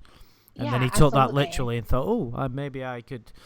But what sort of puzzles me about his laziness is, because you even said, Tiff, he loves to sing, doesn't he? He gets joy out of singing, which is brilliant. There's nothing wrong with that, And he does these poems, so he likes doing poems and he likes to sing. So one would suggest that if he basically had sorted himself out in any kind of way, he could become some kind of a musician. But his voice isn't the best. But that's not to say you can't have some kind of a career in it. But he didn't even want to learn to play the guitar, which one would suggest is pretty pivotal in becoming a country music star. You don't have to learn to play an instrument, but if your voice sucks, you certainly do. Kind of improves your chances. Yeah. Well, I think too, to go along with the laziness, we can look at his smoking. Mm-hmm. He has been declaring for the last 12 years, and I'm sure that it extends even further back than that he's going to quit smoking, that it's bad for him. It's ruining his singing voice. If he can just stop smoking, then he's going to make it. People are going to notice what a great singer he is. But the fact is that he has increased his smoking to the point where he was up to 3 packs a day. That's a huge amount. He's a chain smoker. Did you say 3 packs a day? Yeah. And that's like 3 cigarettes an hour, something like that. Is that it's constant. The prices in the States, in the UK now, I've not smoked for like 4 or 5 years, but the prices for 20 cigarettes now in the UK are around about £10. That's about $13-14. What are the prices like in the States? It depends where you are, right? I'm sorry? I think it depends on where you are in the country. I believe that it does depend on that, and I'm not exactly sure how much they are, but I would have to say likely he is probably smoking off-brand. He's going to smoke whatever he can get his hands on. So he's not necessarily smoking like a Marlboro or something that's going to be on the more expensive end. It's still going to be expensive though, isn't it? It'll be expensive, absolutely. So he could be looking at, I want to say he might have mentioned at some point that it's somewhere like $4 a pack. Oh, really? Yeah. Well, that's what I'm saying. It pretty much says, cigarettes on the box. Nobody knows who makes them. I know. I'm sorry. Go ahead. Sorry. No, go ahead. I was gonna say I know places like if you go down to Tobacco Road, North Carolina, South Carolina, down further, even Florida, cigarettes are really cheap. Mm-hmm. But up in Maine, I can't imagine they're that cheap, unless you're buying the off-brand, like you said. I would imagine a pack of Marlboro is going to cost around what you said, Andy. But yeah. Well, let's just say he gets the cheapest pack, right? So that's like $4. So that's $12 a day over a month. This is that's a lot of money, isn't it? For somebody who doesn't earn a huge amount and owes an old woman $30,000, that's distinctly annoying. Yeah, and you have to think too that he doesn't just owe Betty. He has massive financial obligations. So, he's pretty much in the hole, and he smokes it away. Just so you know, if he does 3 packs a day at that low price, 3 packs a day, that would be about $360 a month. Wow. Yeah. And that's cheap. That's right. That's going the cheap end. That's not including, I don't know what the tax rate is. I don't know if he's just, giving the price. And if he added Bud Light on that, my guess is he gets an 18-pack a lot more than we think. Mm-hmm. My guess it probably doubles that. I think he's probably spending close to $1,000 a month. He could have Betty paid off in 20 months. Wow. Well, but we knew this was going to be quite a meaty topic, didn't we? Absolutely. Tiffany, can I ask Tiffany? Do you know if he smoked in prison? And I know that he was in state and federal. I know federal eliminated smoking altogether at some point. I can't remember when. Some of my clients were complaining about that. But did he come out of prison a non-smoker? I believe so. Yes. And so he just picked it up again. Yes. Okay. All right. Which I would like to stress that if somebody in his position comes out of prison because of the stresses he's under, it's not surprising that someone would start smoking again. But it's all related to him not doing what is necessary to straighten himself out. He just doesn't want to put the work in, does he? There's a lot of people like that in the world. It's not just Lorne, but obviously all of the 7 sins create what the individual that he has become, and this is it. This is you think it's probably could potentially be the most key element to everything, because as we've already said, you have to get anything worthwhile out of life, whether it's a relationship, whether it's a job, whether it's your anything, your physical health, you have to work fucking hard at it. Mm-hmm. And he just won't do it. Yeah, and you could trick your mind into, like David Goggins kind of thing, and embrace discomfort. And actually embrace it. Don't run away from it. That kind of thing. It's usually a gym workout thing, but you want to reach as that well. point. So sorry, I listened to, just to say what you're talking about. I listened to Goggins on Joe Rogan, and that made me feel like the laziest bastard on the planet when I learned that. I was like, oh my God, I didn't realize how much of a lazy fucker I am. He got me through a lot of things, though. When I was going through, I went through that. Anyway, nobody needs to know, but his philosophy was, don't run away from pain. You're there for a reason. You're going to overcome it, and you're going to get stronger because of it. And I don't think Lorne could ever do something like that. He does everything in his life to avoid pain, including compartmentalize everything, which, by the way, I think is a talent that he has. He's able to compartmentalize everything and somehow talk with a clean slate on his on his mind. Every now and then he would resurrect something from one of those compartments and either present it as rage or jealousy or something. But he always manages to get it out of his mind and carry on with life. And that's quite a talent. Not a good one, though. Some people call that lack of conscience, but that's okay. Yeah. So, is there anything that springs to mind to either of you two before we move on to the next one? Nope, I don't think so. I'm sure something else will come up later on. So if we, the next one is pride. Now, this is quite an interesting one. I had to do a bit of reading on this because this could also, there's nothing wrong with people's personal pride, so it's not necessarily a sin. The way it was originally worded, I believe, was pride, but I think a more accurate reflection on what it means now is more kind of ego. This narcissism that people... Narcissism, I think, is a better word. Yeah, I don't like that word because people tend to use it too much to sound intelligence because it's got a lot of syllables and it sounds posh. It's like, you're a narcissist, you. Fuck off. You don't even know what it means, you prick. But, yeah, with this, it's this bizarre, over-the-top arrogance that he has. He has this bizarre arrogance which is ridiculously misplaced, and he sees himself as something he's not,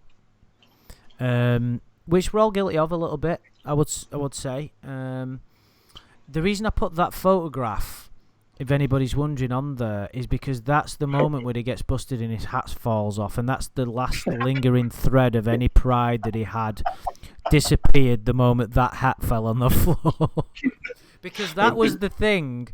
That cap was like stopping him from being bald. I know what it's like because sometimes I wear a baseball cap because it's nice to walk around and not be bald. But unlike Lorne, I embrace my baldness, and it's not really. Whereas he didn't like it, and that was like the one that was the last. It was so symbolic how that fell off. You kind of like that bit, Tiff, don't you? Oh my God. It's my favorite moment because that is the one that I remember. When people talk about Lorne being on To Catch a Predator, I didn't really remember him. I mean, he wasn't completely unknown to me because I remember his accent and the fact that he, wore the Red Sox cap and didn't follow them at all. But when his hat fell off, I was completely mesmerized by his bald head. I was like, I couldn't believe watch that it. was there. Watch it. No, I could not believe that it was there, and I said, "Holy!" But I will always remember that because I thought it just was like, "Wow, that's really odd." He's an odd-looking man. You couple that with how he was manhandled by the cops too. Yes, looked like a pathetic little bald guy. And he's crying. Of course. Yeah. Yeah. I'll tell you what, we're really ripping into him, aren't we? I know. Oh my God. But if we talk about his Tiff, you'll probably know better with regard to this bizarre ego that he's got. He actually does see himself in a very strange way, doesn't he? Which is goes hand in hand with his delusions of everybody wronging him. Yeah, he does. I think that a lot of it is just a mask. I think that he likes to portray himself as being the ladies' man, being attractive. It's been pointed out to him on several occasions that, there's nobody there that wants you, Lorne. and then he'll make up someone who was looking at him the other day. But it's just, I don't think he thinks he's completely disgusting. I think he uses other people to compare himself to. So he will look at someone who he thinks is less attractive, and that'll make him feel attractive. Even though he's not getting evidence from anywhere else, meaning women aren't approaching him. He has a lot of stories about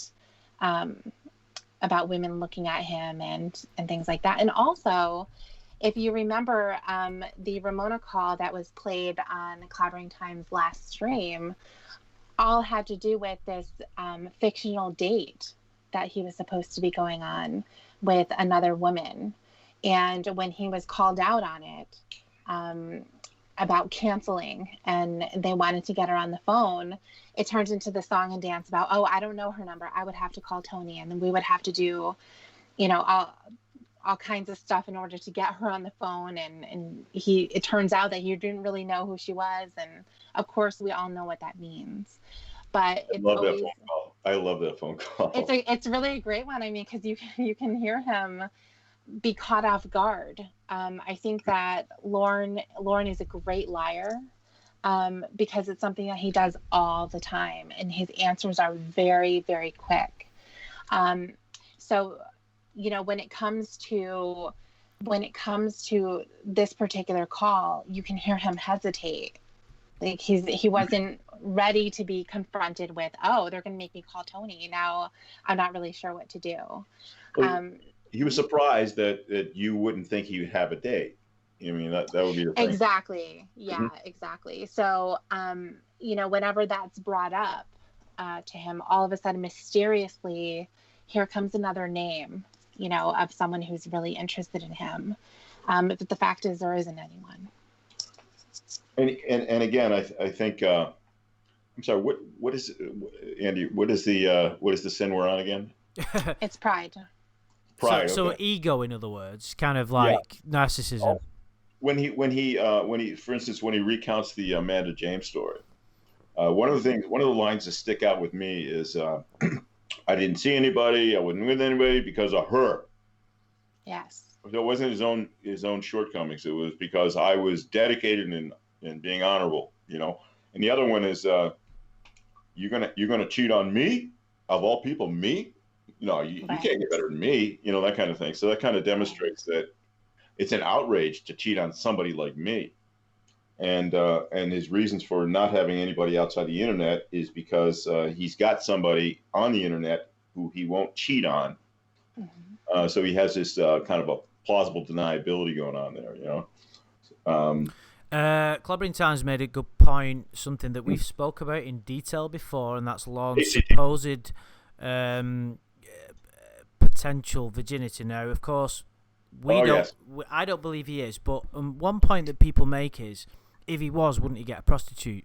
And some people have said that he wouldn't because he's like, I'm Lorne Armstrong, I don't need one. I don't necessarily agree with that. I know some people who've got a big ego that go with prostitutes regularly. I'm not friends with these people, by the way. I just know them. Well, you can't be friends with yourself, right? Exactly. I don't even like myself, so... Yeah. So I think that he's not a virgin. I'm not on the virgin bandwagon. I don't think he has extensive sexual experience. I don't think it's certainly not as big as what he would like to say. He likes to call himself a male slut, and that's just not the case. But, I don't think that he's a virgin. Well, the other thing is, if you take a look at his standards for the women he wants, mm-hmm. They got to be young, they got to be beautiful, mm-hmm. Boy, have they got to be young. As if, he feels that he's entitled to that because pride, I guess. He wouldn't date. I don't think he'd date anybody. As they say, that there's always somebody for everybody. But I don't think he would date an unattractive woman in his view. And if he did, he wouldn't be very public about it. He would never go out with her or do anything like that. I think he would always be just contained in his house, and he'd try to keep it buttoned up. Mm-hmm. because of his pride, because he doesn't want to see, or the world or anybody to see, that he's taken up with someone, that he would consider unattractive. So, and again, where he gets those standards, I have no idea. But yeah, I do agree that he would get sex, he would get a blowjob from anyone. I don't think that it would stop him. But like you had said, he would keep it in his home. He wouldn't be public with this person. He would be embarrassed, probably. But I don't think that he would go with a prostitute. I think the money thing is definitely an issue. But the other thing that he always brings up are diseases. And so I think that he would see a prostitute as someone who is just running rampant with disease. Yeah. It's created a bit of divide in the chat. Some people think Joey said that it's too cheap to get a prostitute, which of course it may be. He'd fall in love with one. He would fall in love with one. He would. Do you think? Yeah, I mean, he'd probably be on the prostitute registry list, for all the pimps in the world. Make sure that this guy doesn't go near the girls. I mean, he doesn't. No, forget it. Yeah, Logan G's made a good point. Mr. Penis has been long dormant. I mean, if he was gonna have one, he would have had one. He would have had one already. One would. Or when he's in the military. That could be a possibility there, but. No, I think he thinks he's too good for it. Yeah, I'm a bit divided on that one, I must say. I'm categorically saying he's not a virgin, but the. Well, if you keep saying that, I'm going to argue with you. But well, that's anyway, fine. No, I don't want to. We should save that. I think we should actually do a video on whether he's a virgin or not at some point, because there's so much to cover. So I have so much to say, but we'll never finish this. No, that's a good point. We are. Well, I'll tell you what we'll do. We'll go on to the next one. Okay. Which is lust. Oh God. Oh jeez.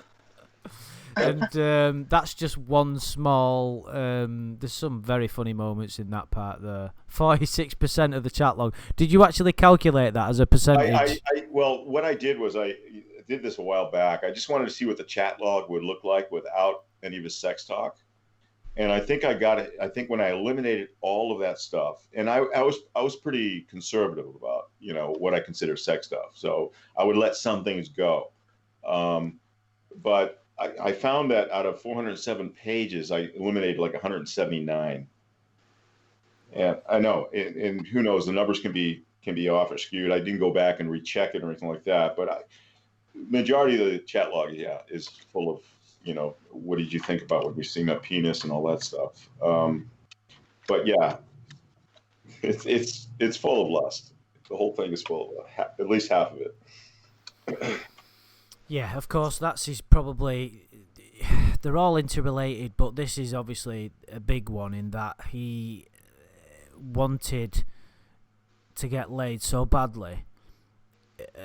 They didn't really care where it was coming from, but also he's got this. We could look at it a little bit more deeper and say that he has these attractions to children. I think both of you guys have seen that documentary I posted on my channel a while ago about the can't remember the name of it. The guy that admits he's a paedophile, doesn't want to do anything with it. What he does is he recognizes this lust but doesn't act upon it. Right. Lorne doesn't care. Lorne has this lust and acts upon it repeatedly. He's got no self-control. I mean, I don't want to repeat some of the lines on there, but if you look at the bottom part of what you've put there, Shin, everybody in the chat as well, like the bits where he tells her, the worst parts of the chat log for me, the most sickening and the bits I have the most trouble with is when he gets her to masturbate, or he thinks he does. That freaks me out. I don't. It's like it's the worst thing that he could do, and he's getting himself off on it, isn't it? It's all for him. You're right. It's all for him. Yeah, of course it is. It's some of it. There's so many layers to why he wants her to do that. Some of it is like control. He wants to control her for sexual experience, even if he can't be there with her. She'll remember that if it was going to happen forever, and he wants to be part of that. He's getting off on it.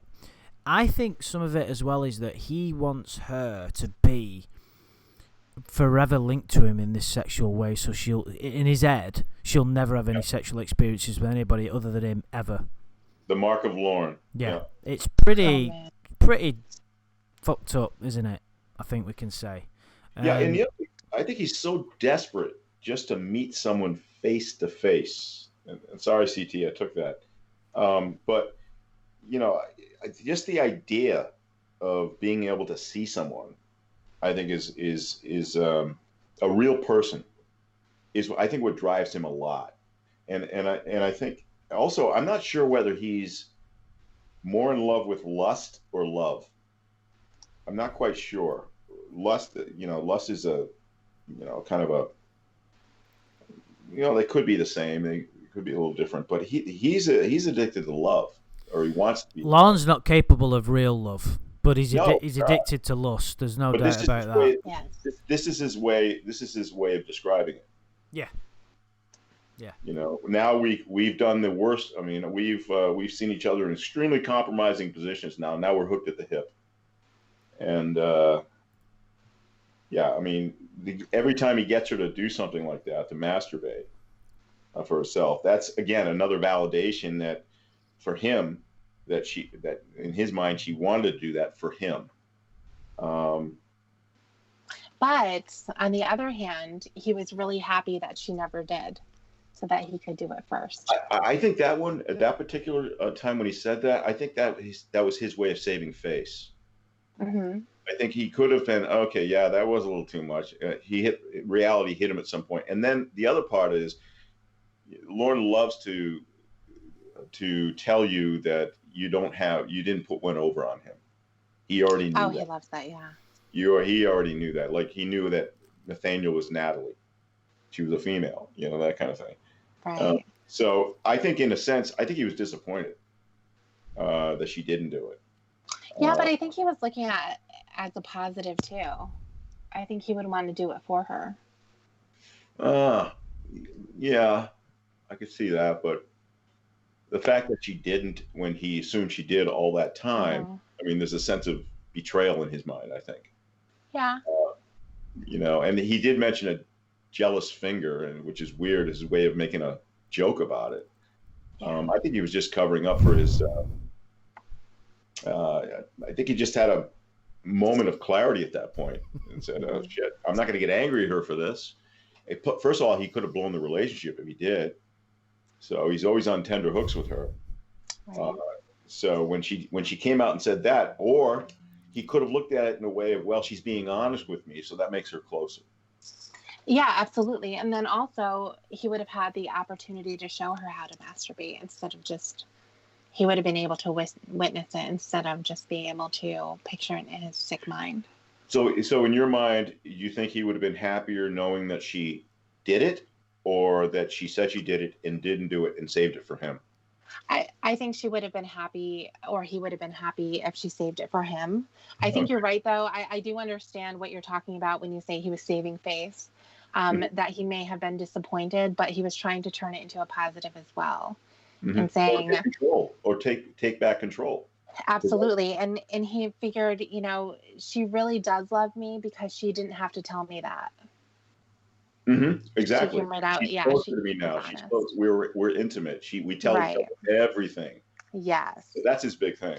So that is his big thing. Yeah. But anyway. Well, I mean, this. It's like we've touched upon. We all have these feelings of lust towards, we're attracted to whatever it is, whether it's someone of the same sex or, in some people's unfortunate situation, it's children. With him, it is, as we've already kind of established. But he rather than sort of, do a bit of hard work and sort himself out, he latches onto the easiest possible way. For him, it's linked to his laziness, isn't it? Laziness. That's why I said that not all these things are necessarily mutually exclusive. Yeah, because if he was going to work hard and sort himself out, and maybe have things going on in his life, like let's just say he's moved to Kentucky. It's not Kentucky. Where was he living? Nashville. and he didn't really have a lot going on. But what he should have done is gone, right, okay, I'm in this shit position. I'm going to work a lot of hours in my spare time. If he was serious about wanting to make a career out of music, learn to play the guitar. Do this, do that, buy a bed, exercise, go jogging. But no, what was he going to do? He was going to sit at home on the internet and try and groom a child. I mean, it's just absolutely... Sounds like a plan. It sounds like a plan. Yeah. It's crazy, isn't it? And what was interesting about the chat log is, one of the many elements we find interesting is the conversation that he had, which was virtually with himself. It was the perfect opportunity for him to fulfill his fantasy without anybody actually being there. So he could say whatever he wanted to her. He could be as disgusting and as childish as he wanted. He could get out, verbalise in a way, if you want to, not verbalise, but get off his chest everything about his family being horrible to him, and all these. Look at the bottom part of the you put on there, Shin, where Lorne just goes, first I want to make out with you, then while I'm making out with you I want to start feeling your boobs, then I want to take off your shirt. It's really funny, that part, because he's just rattling off all these sick perversions that he's got going in his head, and he's got a limitless opportunity to do that in that chat log scenario. He doesn't think anybody's watching. He thinks he's going to get away with it. It's like the time when really he had license to do whatever he wanted, didn't he? Yeah, he really treated Kayla poorly. I mean, if you think about it, he treated her like a homeless prostitute, essentially, the way he talked to her. And every now and then he would soften things up, but I don't know where he was coming from. I think he just felt uninhibited for some reason. I don't know what, gave him that cue to go ahead and say whatever's in his sick head. I have no idea, but somehow he felt very, very comfortable. And I think it's because of the power dynamics. I think it's because he thought he had firm control over her, and he could say anything he wants. Like, he wouldn't speak that way to Ramona. He wouldn't speak that way to Tiffany. He wouldn't speak that way to whoever else is catfishing him. But for some reason, all of his lust conversations were 5 times worse for Kayla than anyone else. And that's really disgusting. I think that's one of the things that enrages us so much, isn't it? Because despite the fact that we may all disagree on certain things with regard to it, there's one thing we can all agree on, and that's that the innocent people could have got hurt, and the fact that he had no concern about her at all, really. There's one part in the chat log which I thought might have been some shred of lingering thread of humanity, is where she's upset about something that her dad's done or something, and she says, "Are you sure you want this?" It's debatable if that was genuine concern on his part, but really, the lack of any kind of respect he had for this kid was just remarkable, wasn't it? And we've had conversations about how bad he is, but of course it's a prolonged thing, isn't it? A month-long thing where he had time. You even mentioned it once, didn't you, Tiff, in one of the calls, where you literally let rip at him, didn't you? Where you just say, absolutely. You're a nasty piece of work. I think when he's talking to Kayla, he's not getting anything back from her either. So Kayla doesn't have any personality. He's having to do all the talking. So it's not as if she was chatting with him, where she'd be saying, here's what I did with school today, here's what's going on with my friends. They don't have anything to talk about. He certainly isn't going to talk about anything that's going on in his life. There's no way that she would understand any of it. And because it was all garbage too, he doesn't want to say, well, I stole a bunch of money, I had to run away. He's not going to tell that kind of story. So everything that's left over is talking about his dick. Yeah. And because he could too, because he didn't have a highly experienced, educated audience to tell us to. He thought he could teach her that this was normal. Yeah. he had a clean slate, which is what I think originally attracts him to women, to little girls anyway. The fact that they don't have the baggage of a prior relationship, say, that he would be compared to, or anything that he would be compared to. That's why I think why he was so uninhibited with Kayla, because he thought she was just a blank canvas he could do anything with, and she will accept it as normal. Mm-hmm. So. Yeah, she doesn't have any frame of reference there. No, not at all. I mean, you imagine if it was normal to ask people how many hairs they had down there. Right. And then also, when he talks about, isn't it going to be better now that I quit my job? Yeah. I mean, most people It'd be are devastating. going to have. Well, yeah, you'd be thinking, well, what are you talking about? You just quit your job. What happened? What are you going to do now? It's, and even as a decoy, she's thinking, well, what are you going to do? Yeah. But he's thinking in terms of, this is a teenage girl. She's, she wants to spend all of her time with me. And so now I'm giving her a gift. Mm-hmm. And she's going to be happy about it. So you can see a lot of his immaturity come out. A lot of the stuff of him talking about, I'm going to be a country singer. You're going to come down here. You're going to tour with me. It's all a bunch of nonsense. It's funny what you mentioned then about things are going to be a lot better after I quit my job. Well, just think about, like, if someone was to come home and, hi, honey, I've had a good day. Oh, by the way, I've quit my job. Things are going to be great now. Okay. Yeah. So how are we going to pay the bills? Yeah. Right, exactly. Yeah, he even comes off a hero in that situation, or tries to. That's right. Yeah, he's done something that would make no logical sense to anybody unless they had something else lined up. Oh, good news! I've no income at all. I'm going to be on the streets in 2 weeks. And he's talking about the wages he can make on his job prospects. $18 an hour. Whatever. Basically his job prospects are limited to high school summer jobs. I'm not sure how much skill he has, especially now, I would imagine. But you're right. Kayla eventually had to take the more mature role at some point and say, well, what are you going to do? How can you not be worried about this? Right. And then she turned it beautifully by saying, does this have any effect on you coming to see me? That was her only concern.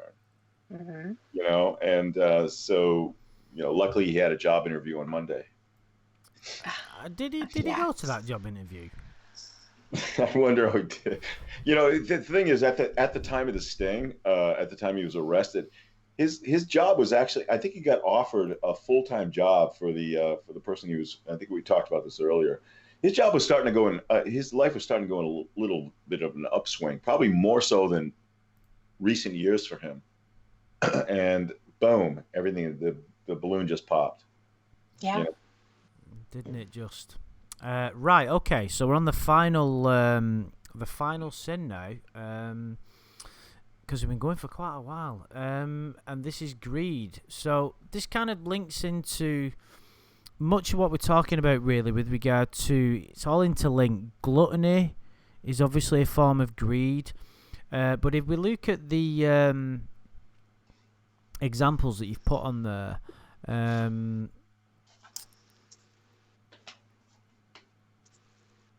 It's kind of greed of wanting her there all the time. So it's something that we've touched upon already. But of course, it's kind of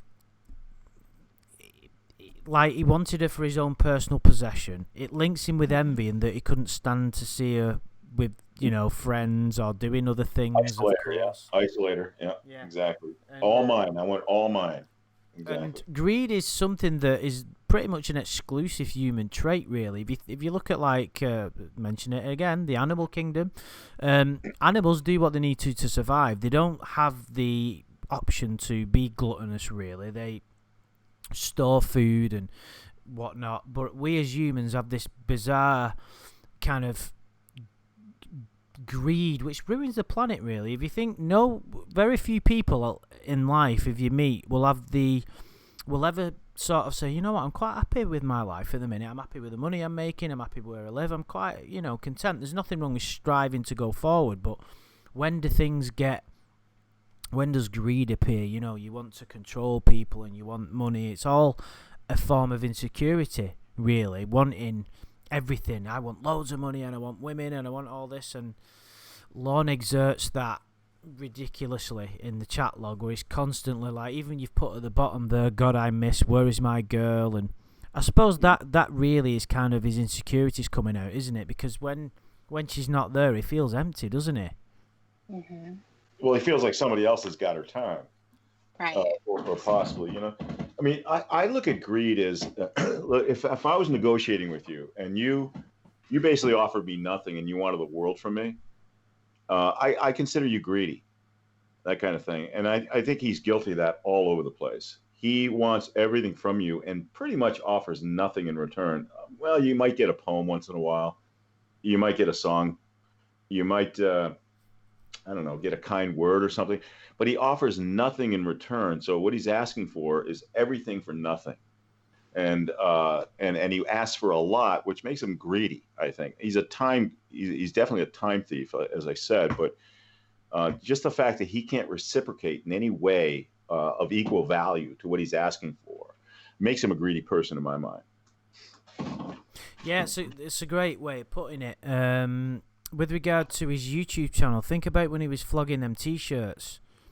Yeah, it's true. He thought he could make money. It was the ultimate hypocrisy what he was doing there, beyond anything I've ever conceived of that I thought was possible in a human being. Yeah. The fact that he thought he could make money out of this group of people that he secretly hated, that he was using his time on to catch a predator to sell T-shirts, but nobody was allowed to mention it and everybody had to forget about it. Now, how the fuck does that work? I know. Well, how about $90 million? Can't believe we've not even mentioned that. We have a cross for that $90 million. That's a cross between greed and wrath. Insanity as well. Insanity, of course. Well, that's not a sin, but yeah. We've just made the 8th one. Insanity. That's a sin. But yeah, you're right. I mean, was it 60 and 90 million? It was 90 million. I don't exactly know how he came up with that figure, but again, I think that also expresses his wrath. But if he thought his life expectancy and his income potential that was taken from him equals $90 million, well, that's delusion, obviously. But $90 million is a little much. That's a little greedy. A little greedy. It's so funny that he thought he could sue them for that amount of money because he got busted. What a fucking idiot! But it's just so comical that. Well, if he loses his hat in the middle of the bus, that's enough humiliation worth $90 million, I guess. Do you know? If, let's just say, because obviously when Lorne wrote that lawsuit, he thought he was actually going to get somewhere with it. If they'd have come to him and said, right, we're not taking 90 million, but we'll give you one, do you think he'd have took it? In a second. Do you think? In a second, yeah. Do you not think his pride and arrogance would have held out for a bit more because he thought he had them where he wanted them? I would hope so, and that he blew the offer. But no, I think if it came down to it and they said, this is the offer, it's not going to grow whiskers, take it or leave it, he would take it. Yeah, you're right. But yeah, he's not. I don't think he has any concept of numbers that high anyway. But especially in terms of money. But and by the way, you could put anything you want in an addendum clause for a complaint. You could ask for anything. Typically, the only reason why you have a certain amount that you're asking for is to keep it in a certain jurisdiction, a higher court, rather than go to superior court rather than district court. But that's probably what he knew. But I'd love to know how he came up with 90 million. What he thought what part of his life was taken that represented $90 million.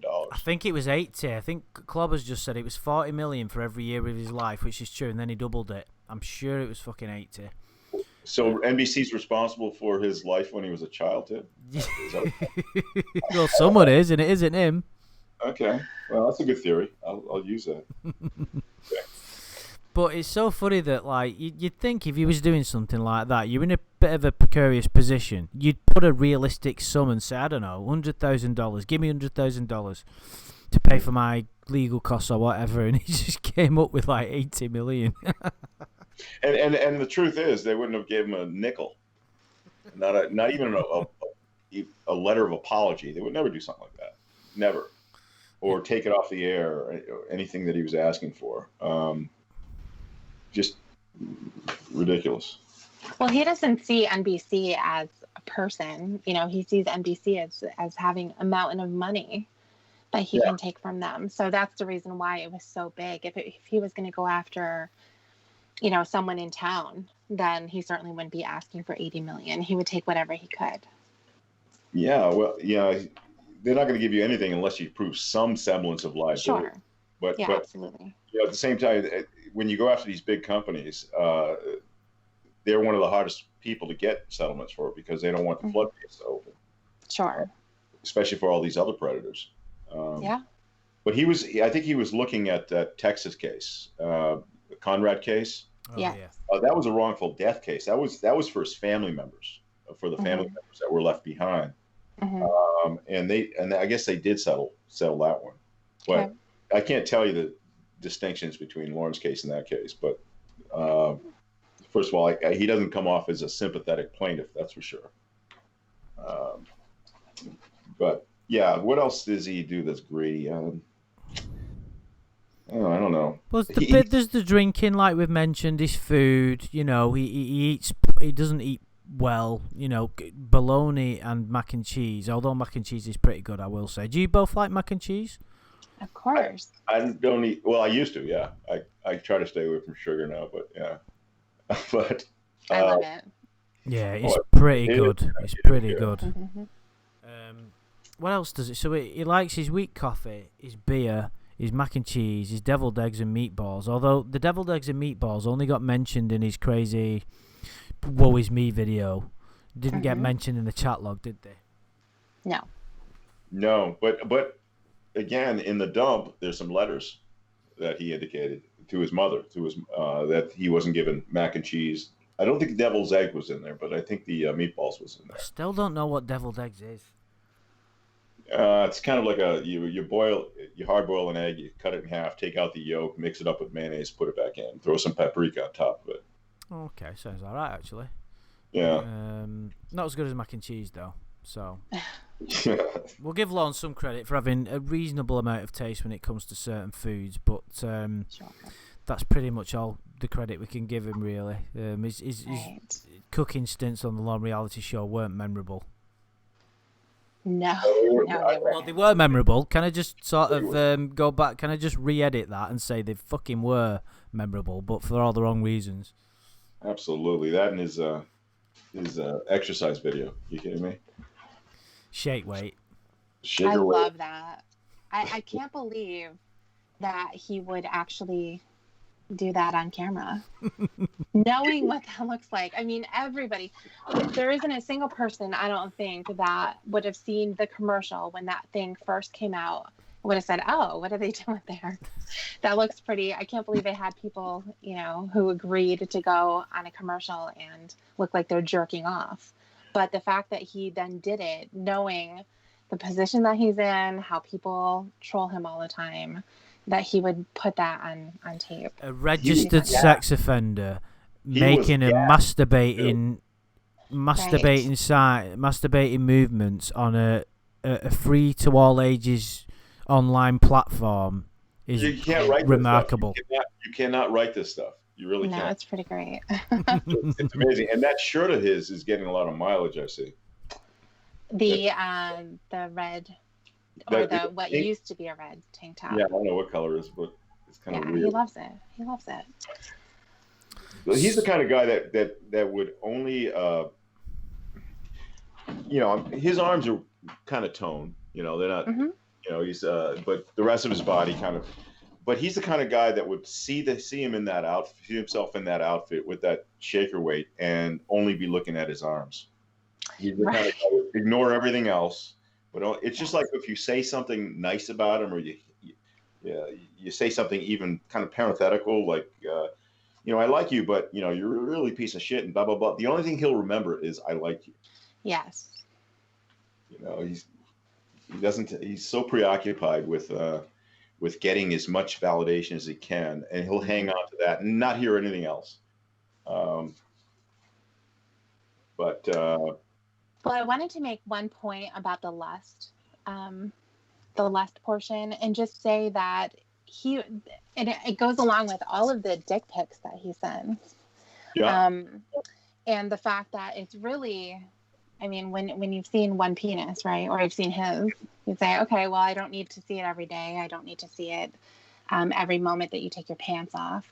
But he thinks that that's what women want. He thinks that women want dick. He has one. So showing it to a woman is giving her what she wants. And she's going to want it all the time. So I think that's the reason why he does that. I believe a lot of men are like that, though, these days. I quickly realised that wasn't working, so I changed my tactics. But I believe that, because I've spoken to a few girls, and they say when they go online, you know, some attractive women, when they go online, they just get unsolicited dick pics sent to them on a regular basis. It's something that I would suggest that it's people like Lorne who are maybe hungry for attention of some variety, I would suggest. He's doing it for himself.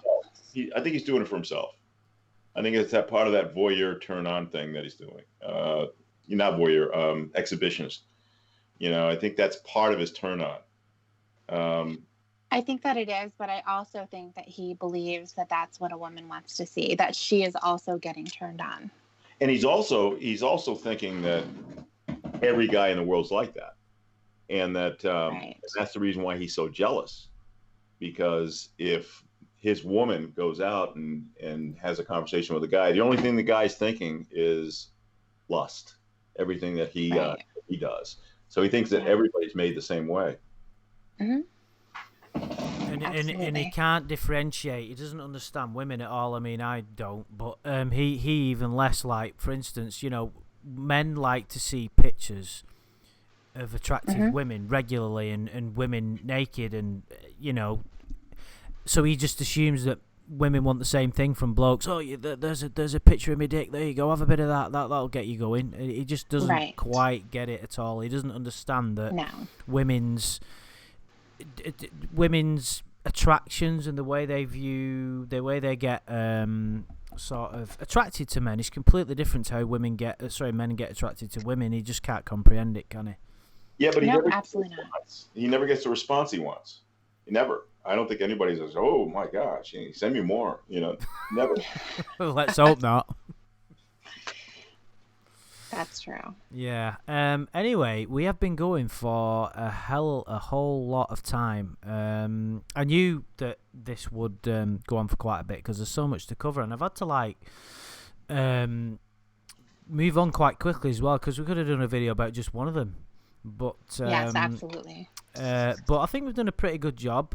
Thank you guys, Tiff and Shin, for joining me. It's been great. I couldn't have done it on my own. Thank you. Let's go dark next time. Yeah, I think you're right. We'll have to. I think we've got a lot to get our teeth into with that. But guys, yeah. Everybody who's in the chat, guys, I've been trying to pay me attention to it as much as possible. People I can see on there now: Logan G, Amy, Nicholas, Patrick, Teacup Island, mate. Thank you everybody for coming in the chat and for engaging with us. There's no point doing it if nobody had come on. And Clobbering Time's here. Thanks for coming by, man. CT's got one. CT's got a stream coming up. I think in an hour. Oh yeah, 45 minutes. Yeah, just so I'm pretty sure everybody knows in the chat, but just in case you don't, Clobbering Time's got a stream going on. I don't know what about. Specifically? I do. He's gonna. He announced it yesterday on his JP video. He's going to be doing another Tiffany chat log reading. This is awesome. I can't wait. Wow. I've got to go to bed, but I think I'm gonna have to listen to that tomorrow. So that I'm pretty sure you'll have fun, guys. For you in the States, anybody that's in the UK will probably be in bed now. That's where I'm going shortly. But guys, thank you so much for joining us. We will have another one soon. We've got loads to. There's so much for us. There's so much meat on this bone that is Lorne, isn't there? It's just fucking ridiculous. So yeah, there'll be another one soon, I would imagine. So guys, thank you so much. Thank you, Tiffany and Shin, and guys, we'll